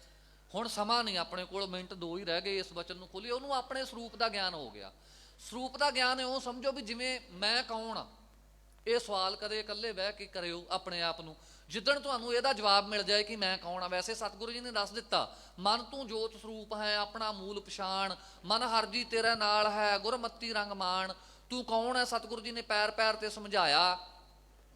ਪਰ ਇਹ ਜਿੱਦਣ ਸਾਨੂੰ ਇਹ ਸਵਾਲ ਦਾ ਸਾਖਸ਼ਤਾਕਾਰ ਹੋ ਗਿਆ ਕਿ ਮੈਂ ਕੌਣ ਆ, ਉਦਣ ਇਹਨੂੰ ਕਹਿੰਦੇ ਨੇ ਨਿਜ ਸਰੂਪ ਦੀ ਪ੍ਰਾਪਤੀ। ਸੋ ਖਾਨ ਨੂੰ ਆਪਣੇ ਨਿਜ ਸਰੂਪ ਦੀ ਲਖਤਾ ਹੋ ਗਈ। ਉਹਨੇ ਦੇਖ ਲਿਆ, ਆਪਣਾ ਸਰੂਪ ਦ੍ਰਿਸ਼ਟਮਾਨ ਹੋ ਗਿਆ ਉਹਨੂੰ। ਮਾਨੋ ਮਹਾ ਮੋਹ ਕੋ ਦਰਈ, ਨਿਜ ਸਰੂਪ ਕੀ ਲਖਤਾ ਹੋਈ, ਉਹਨੂੰ ਆਪਣੇ ਨਿਜ ਸਰੂਪ ਦੀ ਲਖਤਾ ਹੋ ਗਈ, ਪ੍ਰਾਪਤੀ ਹੋ ਗਈ। ਨਾਸਿਓ ਤੋ ਪਰਮ ਉਰਜੋਈ, ਜਿਹੜਾ ਉਹਦੇ ਹਿਰਦੇ ਵਿੱਚ ਭਰਮ ਸੀ ਨਾ ਹਿੰਦੂ ਮੁਸਲਮਾਨ ਵਾਲਾ, ਉਹ ਵੀ ਦੂਰ ਹੋ ਗਿਆ।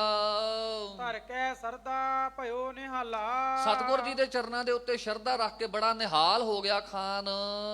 ਭਾ ਬੰਧਨ ਛੂਟੇ ਜਮ ਜਾਲਾ, ਉਹਦੇ ਜਿਹੜੇ ਸੰਸਾਰ ਦੇ ਬੰਧਨ ਸੀ ਨਾ, ਜਮਾਂ ਦੇ ਜਾਲ ਸੀ, ਉਹ ਛੁੱਟ ਗਏ। ਸੋ ਸਾਧ ਸੰਗਤ ਜੀ, ਮੈਂ ਇੱਕ ਬਚਨ ਕਹਿ ਕੇ ਸਮਾਪਤੀ ਕਰਾਂ। ਸਤਿਗੁਰ ਜੀ ਨੂੰ ਨਮਸਕਾਰ ਕਿਵੇਂ ਕਰਨੀ, ਇਹ ਸਮਾਪਤੀ ਤੇ ਬਚਨ ਆਇਆ ਸੀ ਨਾ ਕਿ ਖਾਨ ਨੇ ਸਤਿਗੁਰ ਜੀ ਦੇ ਚਰਨਾਂ ਦੇ ਉੱਤੇ ਸੀਸ ਰੱਖ ਦਿੱਤਾ, ਹੱਥਾਂ ਨਾਲ ਮਹਾਰਾਜ ਦੇ ਚਰਨ ਪਕੜ ਲਏ, ਆਪਣੇ ਮੁਖ ਤੇ ਫੇਰਦਾ। ਸਤਿਗੁਰ ਜੀ ਨੂੰ ਨਮਸਕਾਰ ਕਰਨ ਦਾ ਤਰੀਕਾ ਹੀ ਇਹ ਆ। ਸੋ ਸਾਧ ਸੰਗਤ, ਸਾਡੀ ਹਾਲਾਤ ਕੀ ਆ? ਗੁਰਬਾਣੀ ਨੇ ਦੱਸਿਆ, ਮੈਂ ਭੋਲਾਵਾ ਪੱਗ ਦਾ ਮਤ ਮੈਲੀ ਹੋ ਜਾਏ। ਜਦੋਂ ਅਸੀਂ ਗੁਰੂ ਦਰਬਾਰ ਵਿੱਚ ਆਉਨੇ ਆ ਨਾ, ਅਸੀਂ ਆਪਣਾ ਮੱਥਾ ਨਹੀਂ ਲਾਉਂਦੇ। ਜਦੋਂ ਨਮਸਕਾਰ ਕਰਨ ਦਾ ਤਰੀਕਾ ਇਹ, ਸਾਡਾ ਮੱਥਾ ਹੈ ਜਿਹੜਾ ਇਹ ਧਰਤੀ ਨੂੰ ਲੱਗਣਾ ਚਾਹੀਦਾ ਔਰ ਹੱਥ ਅਸੀਂ ਇਦਾਂ ਰੱਖਣੇ ਦੋਨੋਂ ਪਾਸੇ, ਹੱਥਾਂ ਦੇ ਵਿਚਕਾਰ ਸਾਡਾ ਮੱਥਾ ਹੋਣਾ ਚਾਹੀਦਾ। ਸਾਡੀ ਭਾਵਨਾ ਇਹ ਹੋਵੇ ਵੀ ਦੋਨੋਂ ਮੇਰੇ ਹੱਥ ਮਹਾਰਾਜ ਦੇ ਚਰਨਾਂ ਤੇ ਨੇ ਔਰ ਸੀਸ ਮੇਰਾ ਮੱਥਾ ਮਹਾਰਾਜ ਦੇ ਚਰਨਾਂ ਨੂੰ ਛੂਹ ਰਿਹਾ। ਪਰ ਅਸੀਂ ਲਾਉਂਦੇ ਨਹੀਂ। ਮੈਂ ਭੁਲਾਵਾ ਪੱਗ ਦਾ ਕਾਰਨ ਸਾਨੂੰ ਐ ਹੁੰਦਾ, ਪੱਗ ਬੜੀ ਚੁੰਝ ਵਾਲੀ ਬੰਨੀ ਹੈ, ਮੇਰੀ ਪੱਗ ਨਾ ਮੈਲੀ ਹੋ ਜਾਵੇ, ਪੱਗ ਨੂੰ ਮਿੱਟੀ ਨਾ ਲੱਗ ਜਾਏ ਮੇਰੀ ਨੂੰ। ਮਹਾਰਾਜ ਕਹਿੰਦੇ ਗਹਿਲਾ ਰੂਹ ਨਾ ਜਾਣਦਾ, ਸਿਰ ਵੀ ਮਿੱਟੀ ਖਾਏ। ਮਹਾਰਾਜ ਕਹਿੰਦੇ ਉਹ ਤੂੰ ਭੁੱਲ ਗਿਆ, ਜੇ ਸੀਸ ਤੂੰ ਗੁਰੂ ਦੇ ਚਰਨਾਂ 'ਚ ਨਾ ਲਾਇਆ, ਇੱਕ ਦਿਨ ਇਹ ਸਿਰ ਨੇ ਵੀ ਮਿੱਟੀ ਹੋ ਜਾਣਾ। ਸੋ ਇਹ ਸਤਿਗੁਰੂ ਜੀ ਦੇ ਚਰਨਾਂ ਤੇ ਨਮਸਕਾਰ ਕਰਨ ਦਾ ਤਰੀਕਾ। ਗੁਰੂ ਸਾਹਿਬ ਦੇ ਚਰਨਾਂ ਤੇ ਭੈ ਭਾਵ ਨਹੀਂ ਰੱਖੀਏ। ਸਤਿਗੁਰੂ ਤੇਗ ਬਹਾਦਰ ਮਹਾਰਾਜ ਦੇ ਦਰ ਤੇ ਸਾਡੇ ਵਰਗੇ ਨਿਮਾਣੇ ਕੀਟਾਂ ਨੂੰ, ਗਲੀਆਂ ਵਿੱਚ ਰੁਲਣ ਵਾਲਿਆਂ ਨੂੰ ਇੰਨਾ ਮਾਣ ਸਤਿਗੁਰ ਦਿੰਦੇ ਨੇ। ਸਤਿਗੁਰ ਜੀ ਦਾ ਕੋਟਾਨ ਕੋਟ ਧੰਨਵਾਦ। ਸਤਿਗੁਰੂ ਸ਼੍ਰੀ ਗੁਰੂ ਗ੍ਰੰਥ ਸਾਹਿਬ ਮਹਾਰਾਜ ਦਾ ਧੰਨਵਾਦ। ਇੱਥੋਂ ਦੇ ਹੈੱਡ ਗ੍ਰੰਥੀ ਸਿੰਘ ਸਾਹਿਬਾਨ ਦਾ, ਗ੍ਰੰਥੀ ਸਿੰਘ ਸਾਹਿਬਾਨ ਦਾ, ਸਮੁੱਚੇ ਸੇਵਾਦਾਰ ਸਿੰਘਾਂ ਦਾ ਧੰਨਵਾਦ, ਜਿਨ੍ਹਾਂ ਨੇ ਕਿਰਪਾ ਕਰਕੇ ਅਸੀਸ ਦੇ ਕੇ ਹਾਜ਼ਰੀ ਭਰਨ ਦਾ ਸਮਾਂ ਬਖਸ਼ਿਸ਼ ਕੀਤਾ। ਪ੍ਰਬੰਧਕ ਜਨਾਂ ਦਾ ਧੰਨਵਾਦ ਜੀ। ਹੋਈ ਭੁੱਲ ਚੁੱਕ ਦੀ ਖਿਮਾ। ਸਮਾਪਤੀ ਦੀਆਂ 2 ਪੰਕਤੀਆਂ ਪੜ੍ਹ ਕੇ ਸਮਾਪਤੀ ਵਿੱਚ ਸ਼ਾਮਲ ਹੋਈਏ ਜੀ। ਨਿਜ ਸਰੂਪ ਕੀ ਲਖਤਾ ਹੋਈ, ਨਾਸਿਓ ਤੋ ਪਰਮ ਉਰ ਜੋਈ। ਧਰ ਕੈ ਸਰਦਾ ਭਇਓ ਭਇਓ ਨਿਹਾਲਾ, ਨਿਹਾਲਾ, ਭਵ ਬੰਧਨ ਛੂਟੇ ਜਮ ਜਾਲਾ। ਵਾਹਿਗੁਰੂ ਜੀ ਕਾ ਖਾਲਸਾ, ਵਾਹਿਗੁਰੂ ਜੀ ਕੀ ਫਤਿਹ।